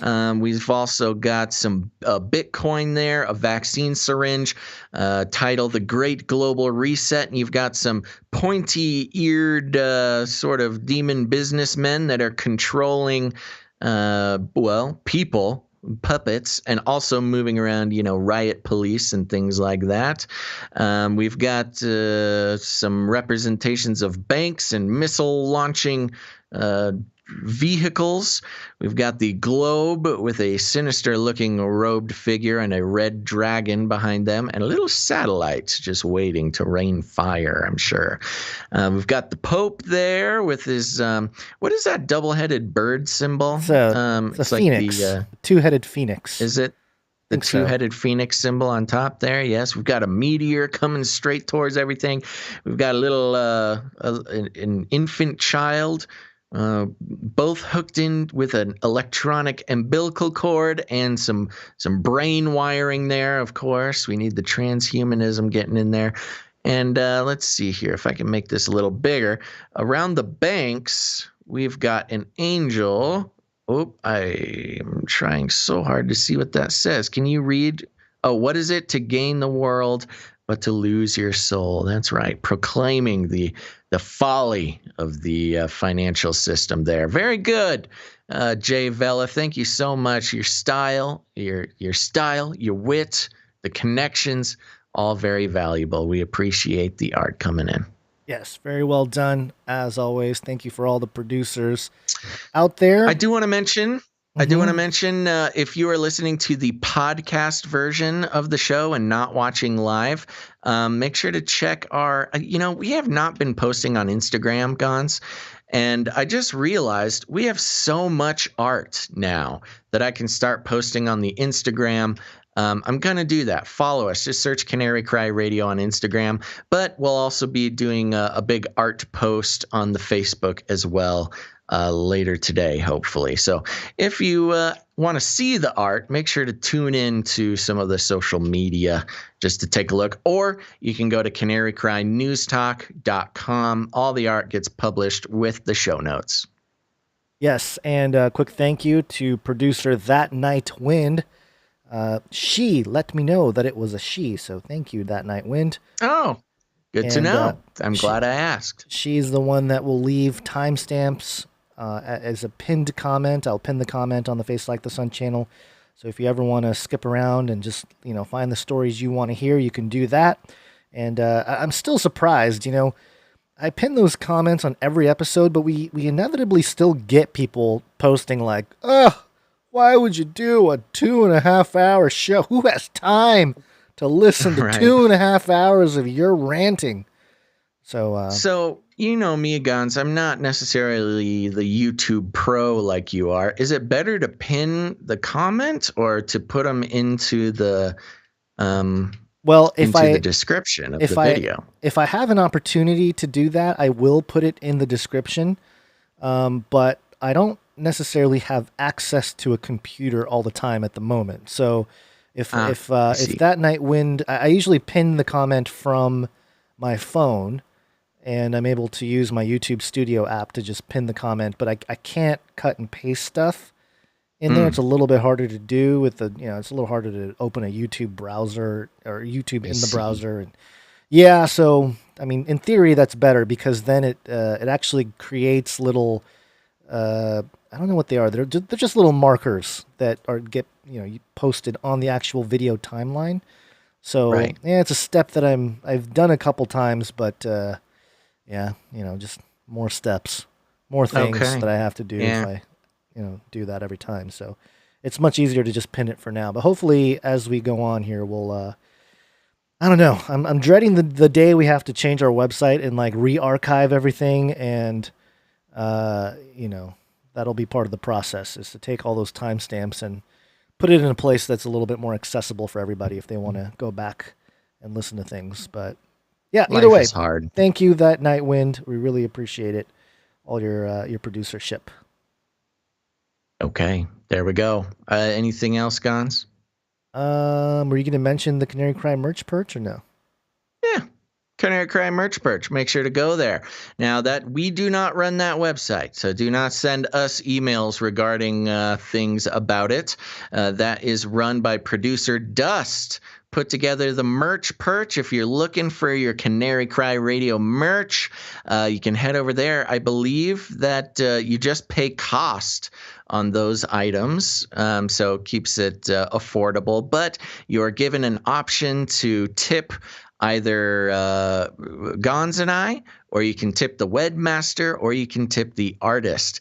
It's a great way to do it. Another, great reflection of how the Canary Cry family works. We're all in it together here, and we couldn't be doing it without the producers. So we thank producer Dust for running that. And as usual, I think there's some more stuff getting put together to go up on the store. So keep checking back. CanaryCryMerchPerch.com. And I do want to mention real quick the Canary Cry prayer group, the Producers. You need to get connected with them. canaryprayer@gmail.com. You can send in requests or get involved, join the team, that sort of thing. Another aspect of the Canary Nation there. And there you go. That's all I got. Awesome. I always love it when people in the chat say something in a different language. And I think I'm seeing some Russian in there. I don't know. Looks like Russian, yeah. They're on to us. Yes, we're getting our KGB infiltrators. Russia.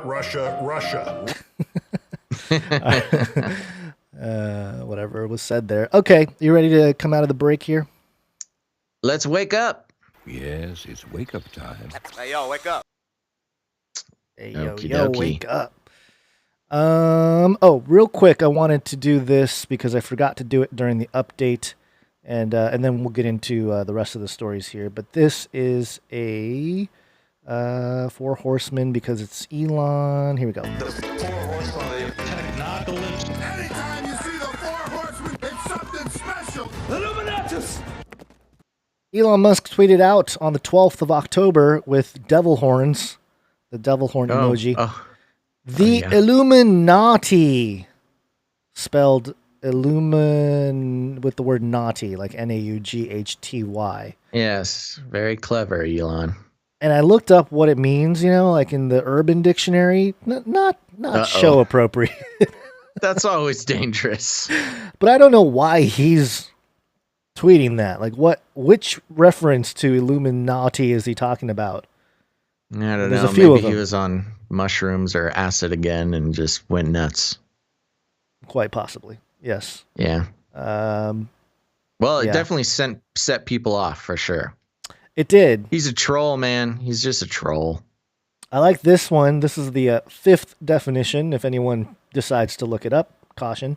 Don't do it. Urban Dictionary Illuminati definition. A group of emotionally immature, narcissistic closet cases who act out on drugs and think their childish preoccupation, I'll skip that part, is highly evolved with intellect. There you go. That sounds about right. Wow. That sounds great. Or finding someone with a pedestrian hook or an entwining of a pineal gland through social media that allows you to know they are the second last piece of your 1,000-piece puzzle. All right. Okay. Whatever that is. But okay. Elon being Elon. And very good. Yeah. There you go. Good job, Elon. All right. You want me to take this story, or are you here? What do you think? Please take it. Okay. Coming from MSN.com, this is mirrored from CNN, so you know it's going to be good. The article is titled, Carlo Acutis, Teenager Could Become the First Millennial Saint. Whoa. Yeah. A teenage computer genius could be on the path to sainthood after he is beatified by the Catholic Church. Carlo Acutis, who died of leukemia at the age of 15 in 2006, was beatified on Saturday in the town of Assisi, Italy. Beatification is the pen. You turned into Mario. What? Yeah. Assisi, Italy. Beatification is the penultimate step, that's second to last step, in the sainthood process, and means the candidate can be referred to as blessed, and that one miracle has been confirmed in his or her name. Another miracle is required for canonization, the formal act of declaring someone a saint. That's very interesting. You can do a miracle, but if you want to be a saint, you got to do another one. The teenager used his taste for technology to create a website that traced the history of Eucharistic miracles, which has been used by more than 10,000 parishes worldwide, the Vatican said. According to the Vatican, Acutis was religious from a young age, despite his mother having only been to Mass 3 times in her life.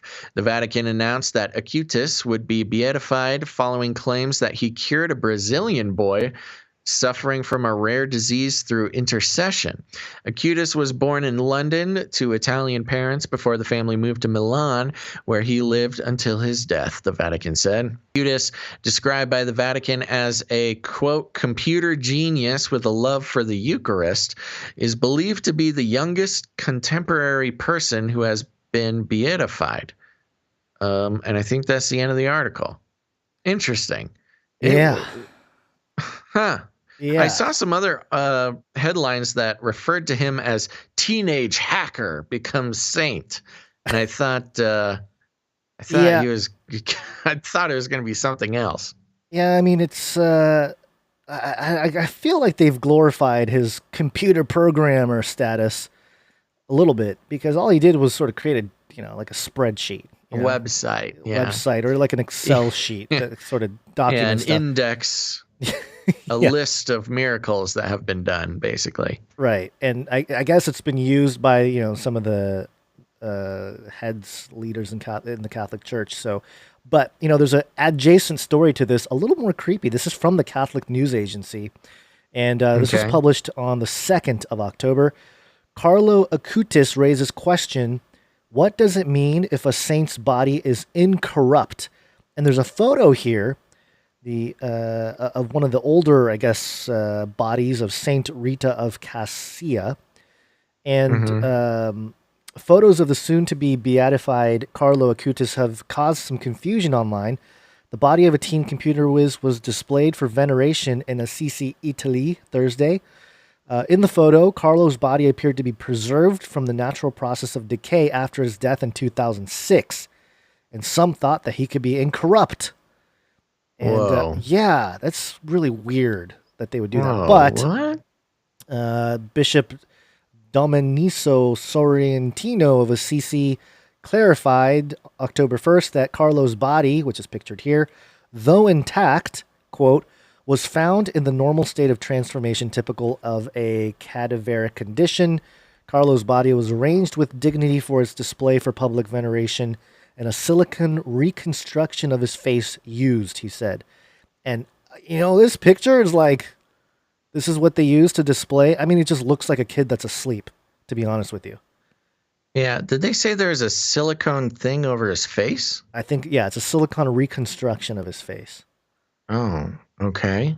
Yeah, I'm not really sure that counts as being incorruptible. But I think people are saying, because they saw the picture, they didn't realize that it was a silicon thing. Oh, okay. So got they're going, That's oh my gosh, he's a saint. I see.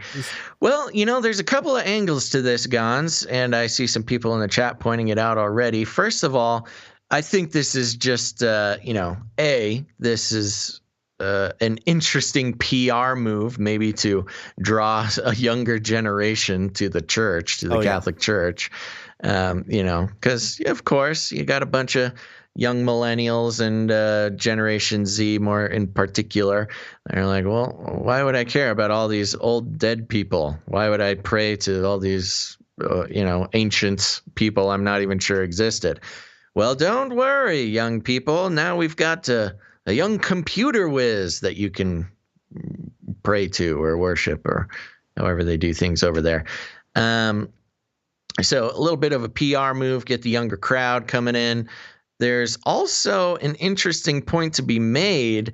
You know, they're really pushing this computer whiz hacker angle on this kid. Yeah. It kind of lines up with a little bit of the sort of techno one world religion technocracy type of thing. I mean, I can't remember if I saw this in a movie or a TV show or a sci-fi book or something. I can't remember, but there was a representation of a far-flung future cyberpunk type thing.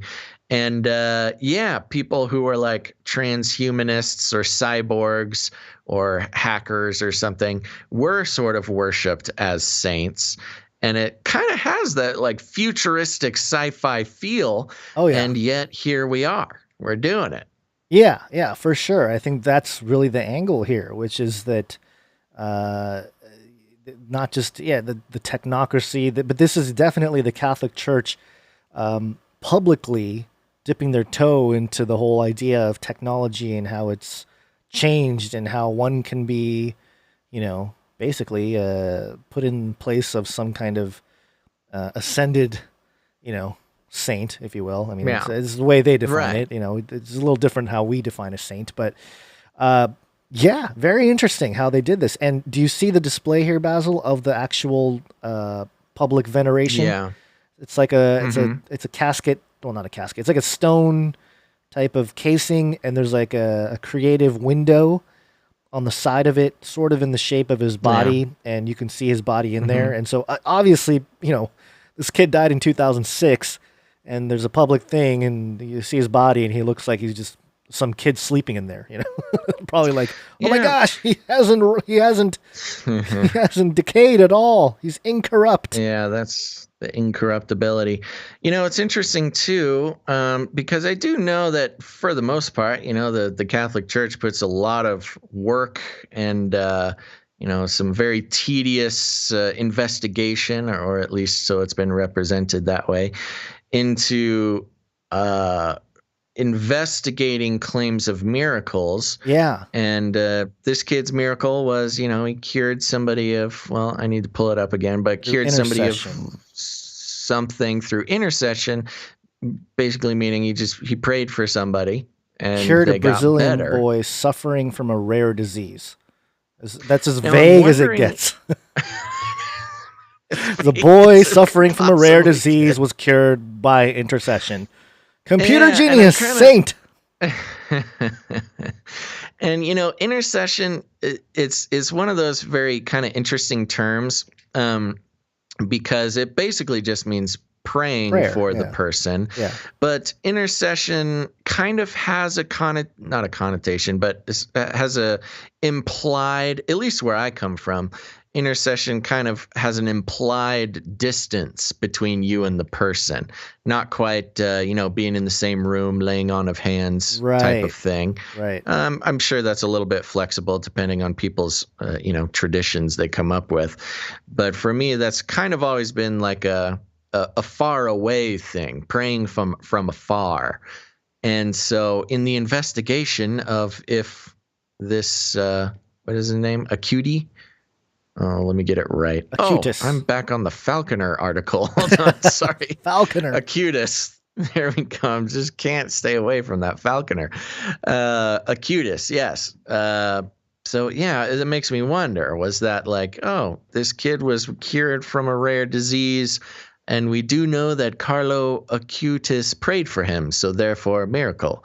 Or was it, were they in the same place? I don't know. I don't have the details right in front of me. It's probably, some kind of basic thing that like wowed the old elite Vatican people there. They're like, oh, look, he emailed a kid in, where was it, Argentina? I was going to say. He emailed him. Maybe he put the prayer on the blockchain, Gonz. Oh, boo, hey. Yeah. Anyways, I think the real interesting angle is the beatification of of a techno wizard, a millennial. Yes. Is he a millennial? Yeah. Yes, millennial saint. Yeah. So get the young people in there, elevate the status of, computer whiz. What did Hillary call the techno experts? I don't know. She had a funny name she was referring to, CIA analysts. She called them something funny. Anyways, there you go. Very interesting. We'll see. We'll see if he makes it. The problem is to become an actual saint, he needs to have 2 miracles under his belt, and he died 13 years ago. Maybe his second miracle is his resurrection. You know what? I wonder, and I think maybe incorruptibility does count as a second miracle. I think. Interesting. It's not. So I don't know. Anyways, very interesting development. Yeah, either way, it's as you said, I think it's a lot of PR, but okay, moving on. We got a couple more stories here. Did you ever have the feeling that you were being watched? This story from 10.medium.com, one of the creepier pieces of art there. Clear conquered U.S. airports. Now it wants to own your entire digital identity. This is kind of a longer article. I'll read some of it. I don't necessarily have to go through the whole thing here. In March, the air travel industry ground to a halt. The coronavirus pandemic was spreading, and both airlines and passengers were caught unprepared. Most of the world, including the United States, began turning away foreign visitors, not wanting to bring more of the virus past their borders. Some airplanes were turned around in midair and sent back to where they'd come from. By April, airlines and airports faced a grave reality. Nobody was flying, and revenue was plummeting. Scenes of empty airports became common in the news. At Los Angeles International Airport, the second largest in the U.S., the number of departing passengers dropped by 95% compared to the same time period in 2019, according to an internal message obtained by 10 via public record request. Airline stocks plummeted, and some cities began bailing out airport concession stands and car rental companies. For Clear, an identity verification company that serves airline passengers, the slowdown seemed like an existential threat.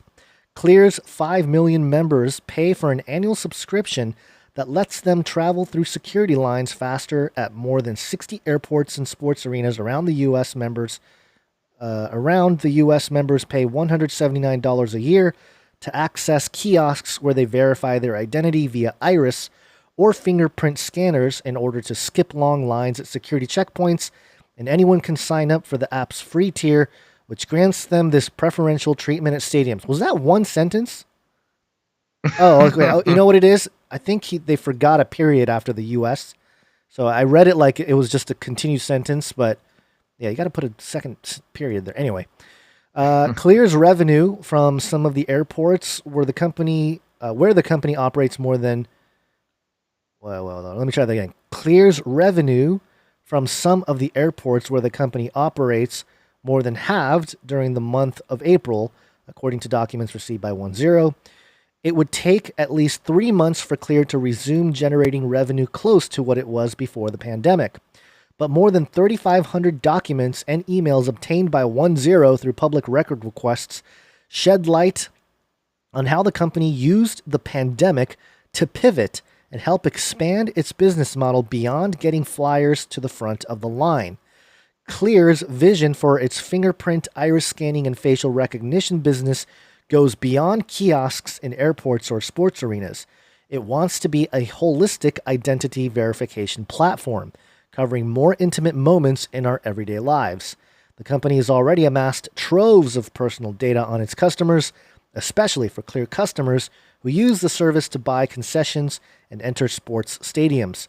The company has even explored sharing that data with partners for marketing purposes. There you go. Oh, boy. There you go. The company has even, in return for cutting to the front of the line, unimpeded, customers handing over vast swaths of biometric and travel data. Yeah, that's pretty crazy. At its core, Clear monetizes trust. That is the main point there. When the company verifies a person's identity, whether that be to enter an airport, a stadium, or buy a beer at the concession stand, Clear is affirming that they are who they say they are. Right now, this verification process means priority access to an airport or stadium security line as a trusted Clear member. But in the future, documents and slideshows reviewed by 10 suggest Clear plans to be the company that verifies your identity every time you have swiped a credit card. Every time you would have swiped a credit card, shown your ID at a door, or handed over a health insurance card. Karen Seidman-Becker, the company CEO, has said as much, while Clear's head of public affairs, Marina Comella, answered questions over email. The company did not make Seidman-Becker available for the story. Quote, "We are a platform company. Think about it like Amazon. And the humans are the product." I don't want to think about it like Amazon. That's the worst way to think about it. Once you register, you're tapping one click all the time, Seidman-Becker said during an onstage interview at a U.S. Chamber of Commerce event last year. Quote, "Enroll once at the airport. Now you can use it at Hertz. Now you can use it at sports stadiums. Now you can use it at the Seahawks to buy a beer." I think she means Seahawks, like the football team. That is the power of a platform. Now you think about adding hotels. Now you think about rideshare. You are your credit card when you enroll. Now you can think about buying or selling. Your credit card. Oh my gosh. You cannot buy or sell without it. Okay. Clear wants to be, that's a quote there. To that end, Clear announced a new product called Health Pass in May. It takes Clear's main identity verification service and attaches a person's health information to their profile. Why would anybody do that? Why would anybody do that? Okay. Clear has pitched the product. For safety, Gonz. Yeah, safety schmasty. Clear has pitched the product to businesses that it never had formal relationships with before, including the National Hockey League, restaurant firms like Founders Table, and the 9/11 Memorial and Museum, according to the company's press releases. The Health Pass pitch went to familiar clients as well. On July 7th, Clear sent an email to executives at LA International Airport, according to documents. I'm going to skip every time it says that, establishing its vision for global security during the pandemic across a 16-slide presentation. The deck was called Helping Get America Moving. Hagam. I'm just saying the HGAM. And it laid out how Clear's new product would work through self-administered health quizzes and integrations with COVID testing labs. Clear's app would allow companies to monitor the health of staff and patrons of office buildings, hotels, restaurants, hospitals, sporting events, and of course, airports. Only those who are able to prove good health would gain access to these realms of public life, with Clear's app as the arbiter. Basil, this is one of those super duper called it moments. I mean, we were saying, I mean, a lot of people were, but we were especially one to say early on in the whole pandemic thing, technology is going to rapidly increase and they're going to make it very difficult for us to go anywhere without some kind of check. And here's a little bit more. Clear was born of disaster, founded in the wake of the 9/11 attacks. Very much a problem, reaction, solution. Clear, originally known as Verified Identity Pass, rode a wave of new funding from Congress allocated to secure American airports from terrorist plots. The history isn't lost on the company. In its recent presentation on Health Pass, Clear compared coronavirus impact to the terrorist attack of 9/11.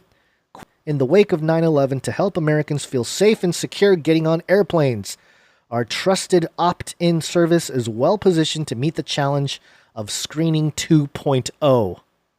Screening 2.0. Wow. Oh, no. Goes on a little bit, talks a little bit more about 9/11 and the difference between what Clear is doing according to VIP. Here it is. Okay, so, but that year, okay, this is, let me just start here. VIP looked a little bit different from what Clear is today. With an iris or fingerprint scan, members carried a special card that they would insert at kiosks in an airport.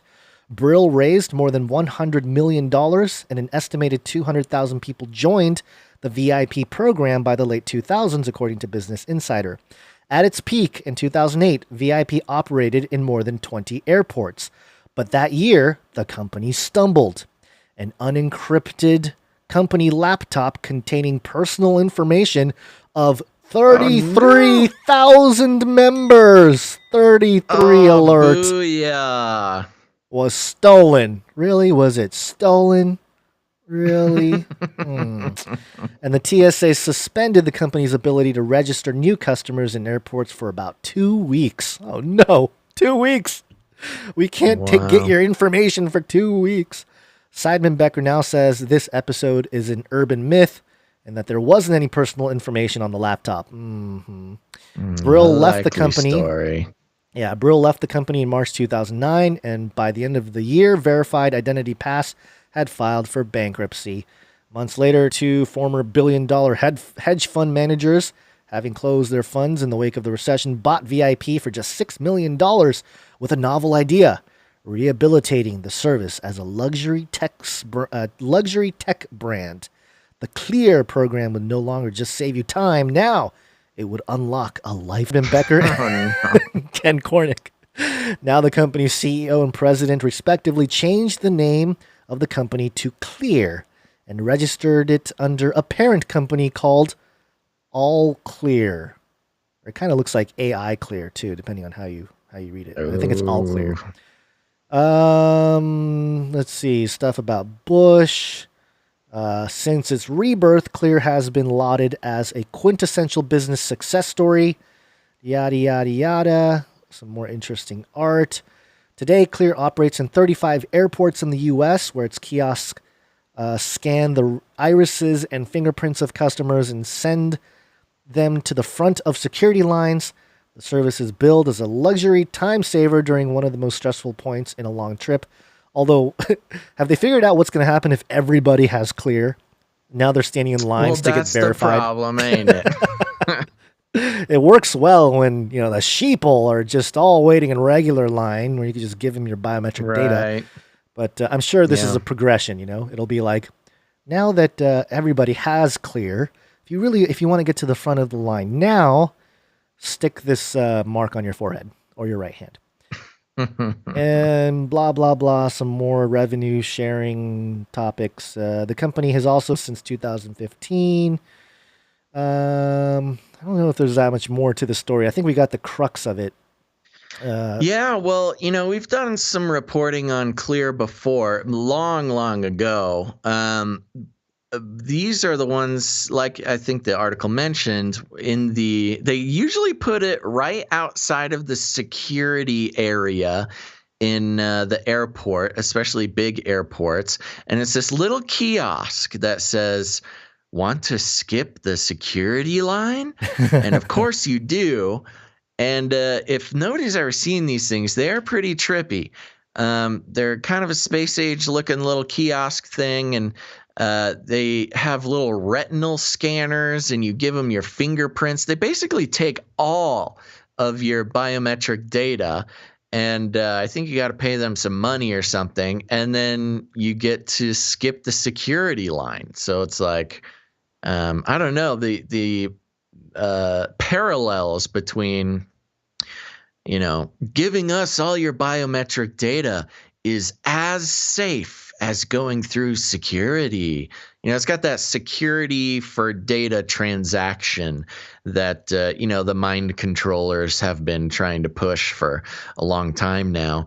But it really is there's a lot of places that, you get your fingerprints, the government does it, every all that kind of stuff. But it was really one of the first commercial retinal scanners that you could come in contact with in the public. And this was the last one I saw must have been 3 years ago, something like that. So yeah, it's serious business, man. They really lock you down there.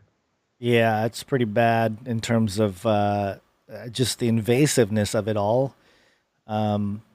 It says here that they made a partnership with Budweiser to make the Bud Now machine. Quote, Oh, fingerprints down, checks you are over 21, and you have an authenticated payment, and it delivers you your beer in less than 20 seconds. Oh my gosh. And then how convenient. How could we pass it up? I know. C. Maxine Most. That does not sound like a real name. C, like the letter C, Maxine Most, principal analyst at Acuity Market Intelligence, which focuses on tracking the biometrics industry, says that there's a wide opportunity for Clear to become its members' digital identification card, the one place that holds all of its members' credit cards, government documents, healthcare information, and more. To pay at a convenience store would be scanning your face or fingerprint, and Clear would verify your identity and supply your credit card information, because right now there's really no competition for an identity platform that doesn't rely on a smartphone. I guess that's a really big kicker there. There's always that smartphone layer, but now you don't need it. Now it's just straight to your body. Well, and as you've noticed, probably anybody out there who has Facebook or anything like that, there's the big joke coming. I don't know. Maybe it's a joke. It's a meme, a sort of satire against people who are, keeping an eye out for tracking and surveillance and Mark of the Beast or whatever, where it'll be like, oh, people are afraid of being chipped by a vaccine or, getting some sort of tracking device implanted in them, but they already have their smartphone, so smart about it. And it's interesting. I mean, iPhones have only been around for 12 years, something like that. And they're already looking for ways to put a smartphone. They're like, we got the smart dialed. We got everything we need with the smartphone. Now we got to try to do it without the smartphone. And that really is the biggest concern. I mean, yeah, we're all aware of the tracking that goes on with the smartphones, but there can always be more. That's kind of a big, I don't know, deception is kind of a strong word, that not quite the word I'm looking for, but I'll call it a deception. There's kind of a deception going on that like, oh, if you have an iPhone, then they already know everything about you, and surveillance could not be worse. Trust me, folks. Flippy is going to scanning every blade of grass and every bean in a farmer's field. There can always be more surveillance. Yeah. Don't let them think that you're already, 100% locked in. There can always be more. And people trying to, make that point are they are in the brainwash club, and they're trying to create apathy in others because they're ashamed of their own apathy on the topic. That's just my personal opinion about people making that joke. I'm seeing that, and I've made the joke before too, but to take it seriously, there can always be more. It could always get worse. Oh yeah. This sort of this couple paragraphs here summarizes. It looks like we're throttling again a little bit on the stream here, but hopefully we're back for those viewing live. The idea goes a step beyond Apple Pay or tap-to-pay credit cards, says Alan Good, biometrics analyst and founder of Good Intelligence. Now, we should just come up with our own Canary Cry Intelligence, It's what biometrics wonks call tokenless or naked verification, because the only thing you need to prove your identity is your face or your fingertips. That might be frivolous when talking about concession payments, but the idea scales to any kind of identification or card that you might carry around in your wallet.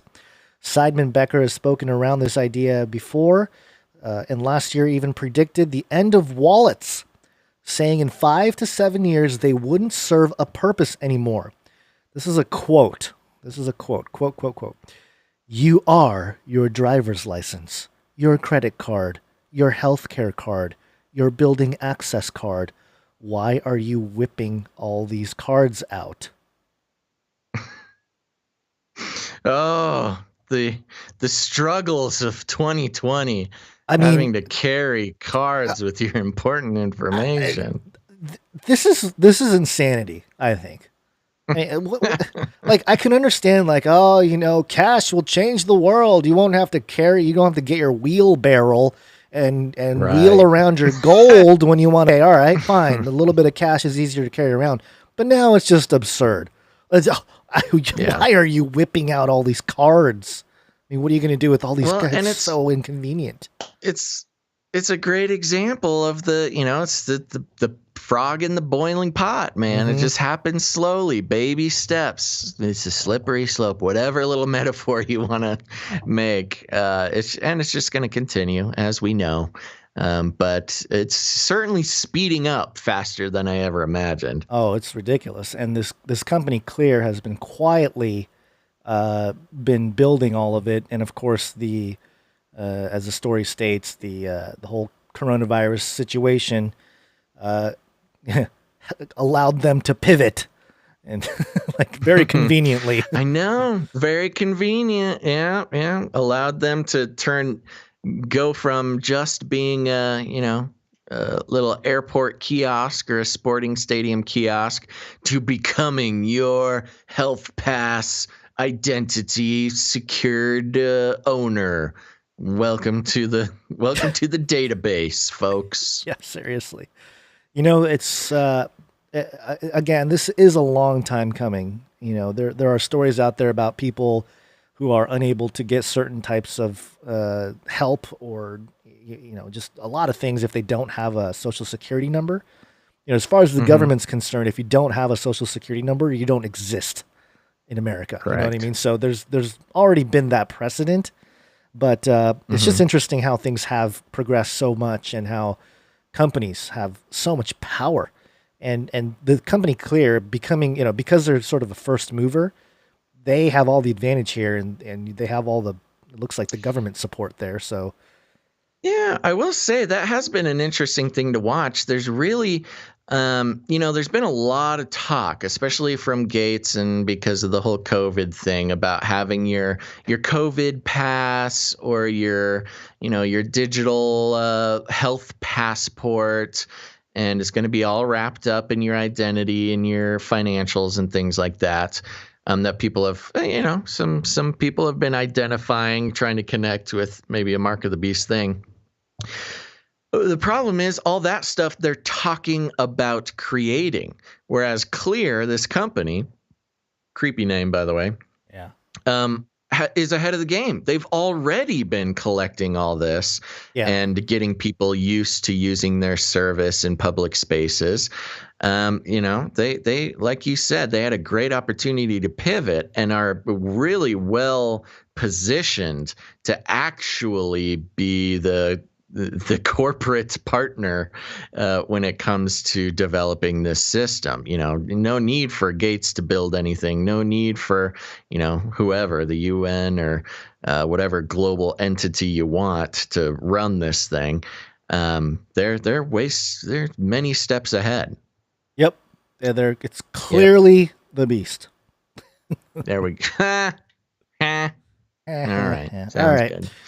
Man, I am just clicking around the internet here. I've already got 2 great stories for next week. I thought about just bringing it up and extending the show now, but no, we will wait until Friday for me to bring these stories. Perfect. So get stoked, everybody. Right. Okay. Well, Gonz, I think it's time for everybody's favorite part of the show. Nephilim update. Decider.com, Raised by Wolves Season 2 theories that may or may not happen. Have you watched Raised by Wolves? I tried watching the first episode. Have you watched it? No. But I might now. Oh my gosh. It is. Yeah, it's a type of high science fiction that we have not seen before. It's got a very, very sort of mid-century sci-fi vibe. Recently the whole trend in film production, television production has been like, not quite the high sci-fi. You're doing near future, Black Mirror. It's all like kind of relatable, all kind of, you could see it happening. stuff like that, where it's not so out of this world that you can't really relate to it. Raised by Wolves, in my experience, was just so like flabbergastingly sci-fi that it was hard for me to get connected to it. I watched half of the first episode and had to bail. So for some reason, I'm thinking like Dune. Was it kind of like a Dune for modern times? Yeah. Okay. Yep. Exactly. All right, Very perfect. similar to Dune, where it's like you really have it takes a lot of time to like understand what was going on in the world. Right. Okay, so I'll get straight to the point here, but basically HBO Max's Raised by Wolves was the surprise sci-fi hit of September. A breathtaking show spirited us away to the bizarre world of Kepler 22b, where two androids named Mother and Father fought to raise a new generation of human children to be atheists. Of course, the Mithraic Church arrived in episode 1, and he immediately made that challenging for them. So interesting. So it goes through here a whole bunch of the plot line and some of the theories and blah, blah, blah. Yeah. But the part that I wanted to get to here, Raised by Wolves is based on the Book of Enoch. One of the more popular Raised by Wolves theories on Reddit, of course Reddit, has to do with the Book of Enoch, an apocryphal text from the Old Testament.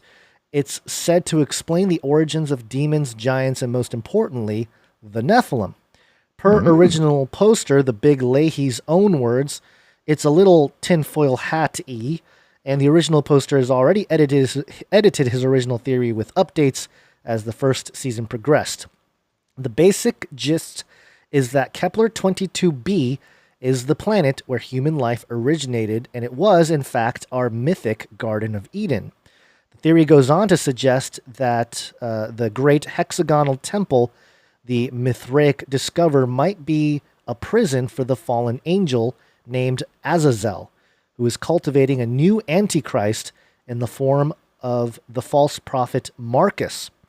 As the Big Leahy puts it, quote, we have demons, we have the dodecahedron. I suggest Azazel was once part of these Watchers described in the Book of the Watchers and was imprisoned on Kepler 22b for taking humans and making Nephilim. Now he speaks through that relic the Mithraic have taken to, and I imagine wants out.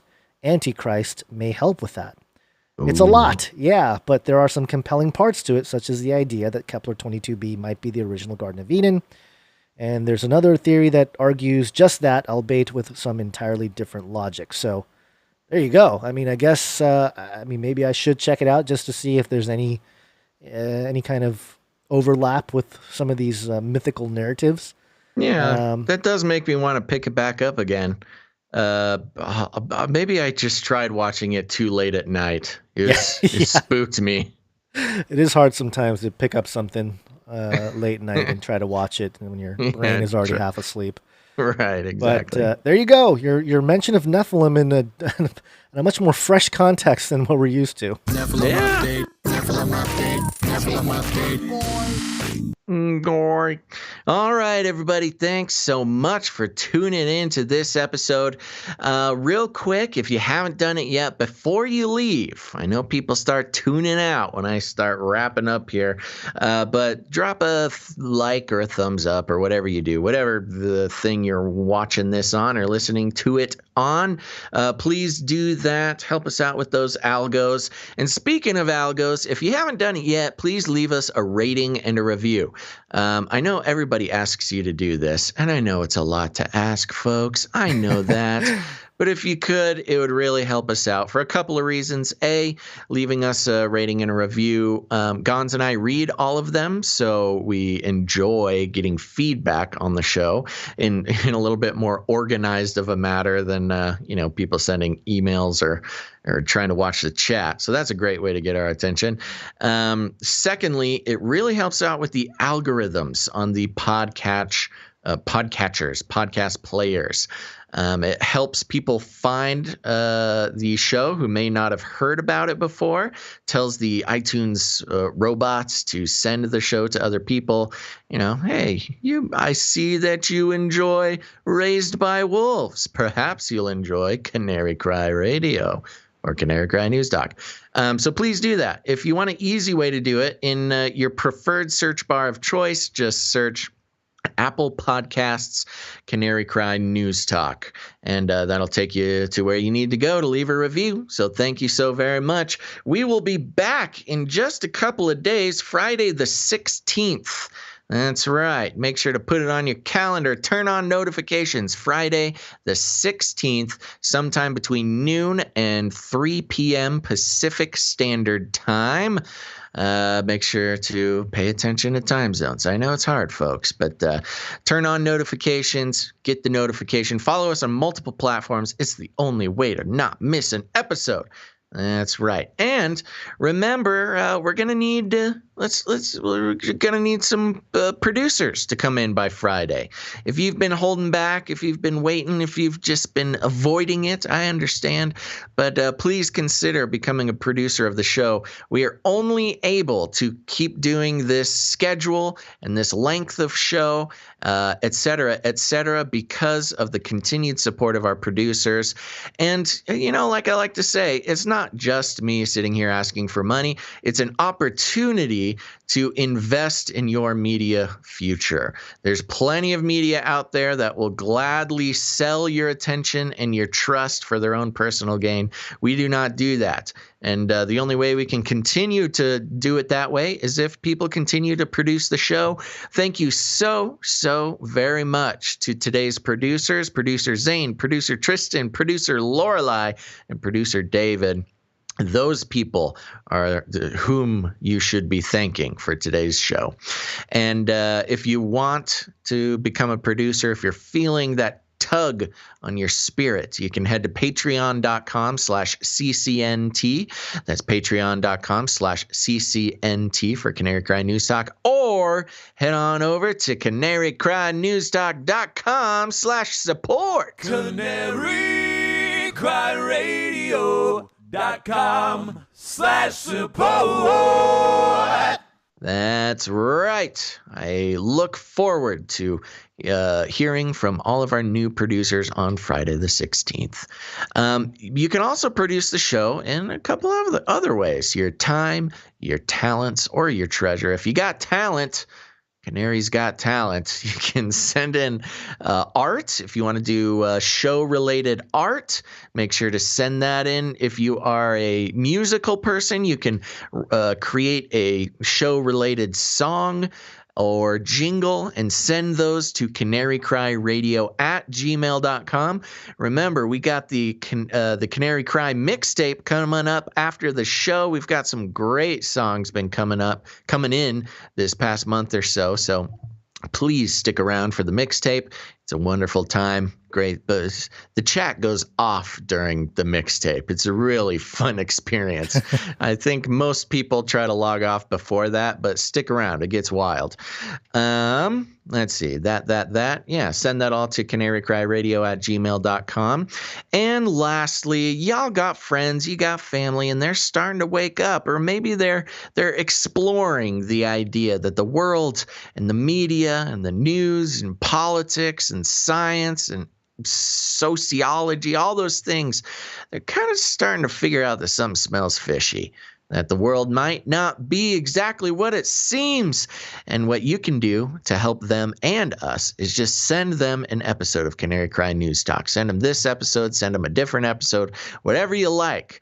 Send it to them, have them check it out. Remember, you can, if you send them the YouTube link, there will be little timestamps, thanks to producer That Night Wind, that they can kind of hop around and look at different topics that might interest them throughout the video. That's a great way to do it. And if you need any more instructions, here's what you do. You walk right up to them, you grab them by the cage, and then you shake it. The end of the world occurred pretty much as we had predicted. I want to shake things up, stir up some controversy, rattle a few cages. Hey, stop that! You'll never silence me. I'm the last angry man, a crusader for the little guy. Leave the bird alone. Never. Rattle a few cages.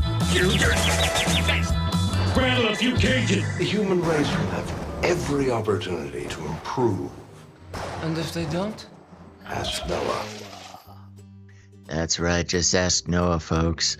All right, remember, producership will be waiting for you on Friday. Make sure to tune in, subscribe, review, rate, all those good things. Gonz, before we take off here, any last words? You're going down, Olstein. You've been waging a silent war at the end of the show here. Quietly want to take down Olstein. Yes, seeing Olstein topping the charts. Reinforcing the resistance. We are the resistance. All right, everybody. Thanks for tuning in to this episode of Canary Cry News Talk. Make sure to tune in next time. Again, that's Friday the 16th. But until then, remember to think outside the cage.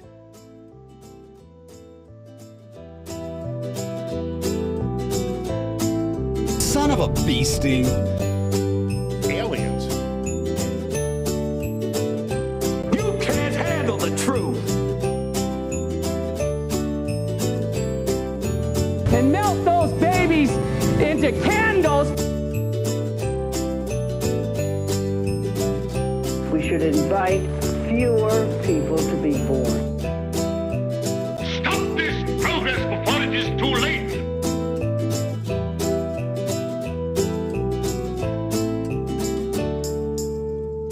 Remember, reality is an illusion. The universe is a hologram. Buy gold. Buy! I want to shake things up, shake things up. I want to shake things up, shake things up. Leave the bird alone. I want to stir up some controversy. I want to rattle a few cages. I'm the last angry man. You'll never silence me. I'm the last angry man. I'm the last angry man. You'll never silence me. I'm the last angry man. A crusader for the little guy. Little guy. Well, we'll see about that. Whatever, Illuminati.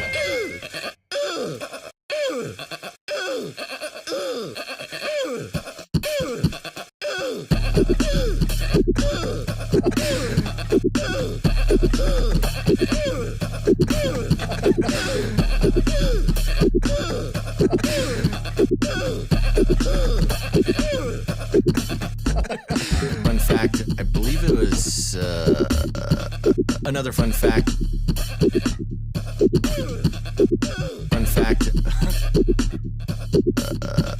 Another fun fact. Brings me back to my Screamo days.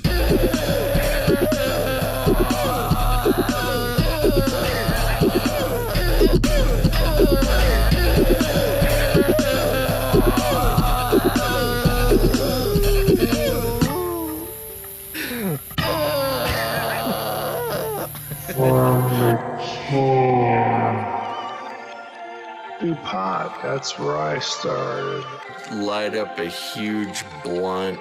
A joint. Give everybody magic mushrooms.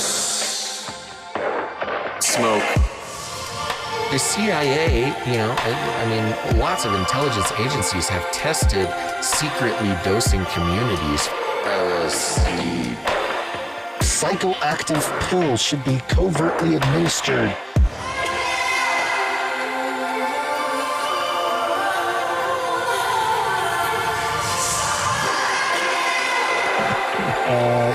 Just put me on some, I don't know. Give you a shot in the butt. Fluoride. Oxytocin. Get a chemical hug. I did dabble, some of that robot crack. I know what it's like. It's a lethal recipe for disaster. You need help. If you're a pharmacist, you need to repent. All right, weird.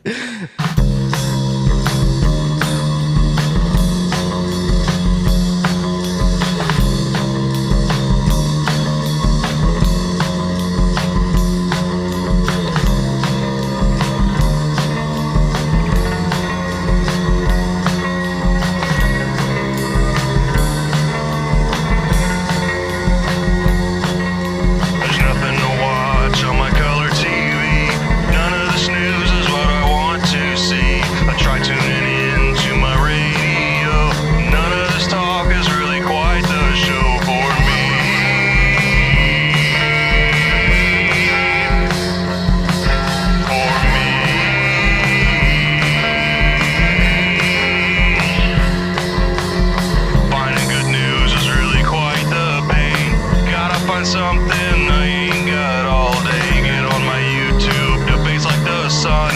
See what's new, demonetization. Know what's this? To my surprise, I spot a big pair of googly eyes. Click on the video and turn up the sound. What is this gem that I have found? Couldn't it read? Cry radio, couldn't it read? Cry news talk, couldn't it read? Radio, couldn't it read? Cry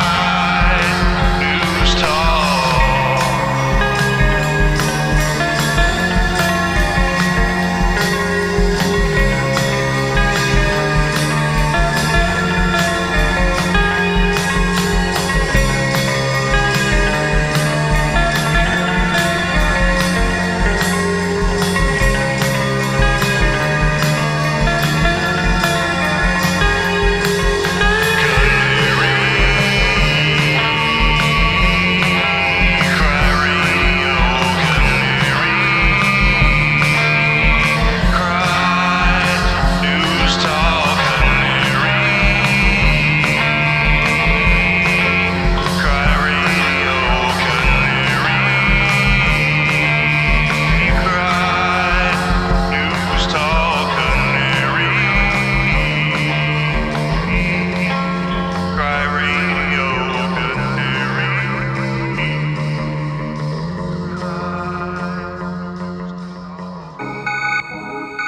In the future, humans will be confined in a people's zoo. I'll keep you safe and warm in my people's zoo. I'll keep you safe and warm now in my people's zoo. You, yeah, you in my people's zoo. I'll keep the cameras on.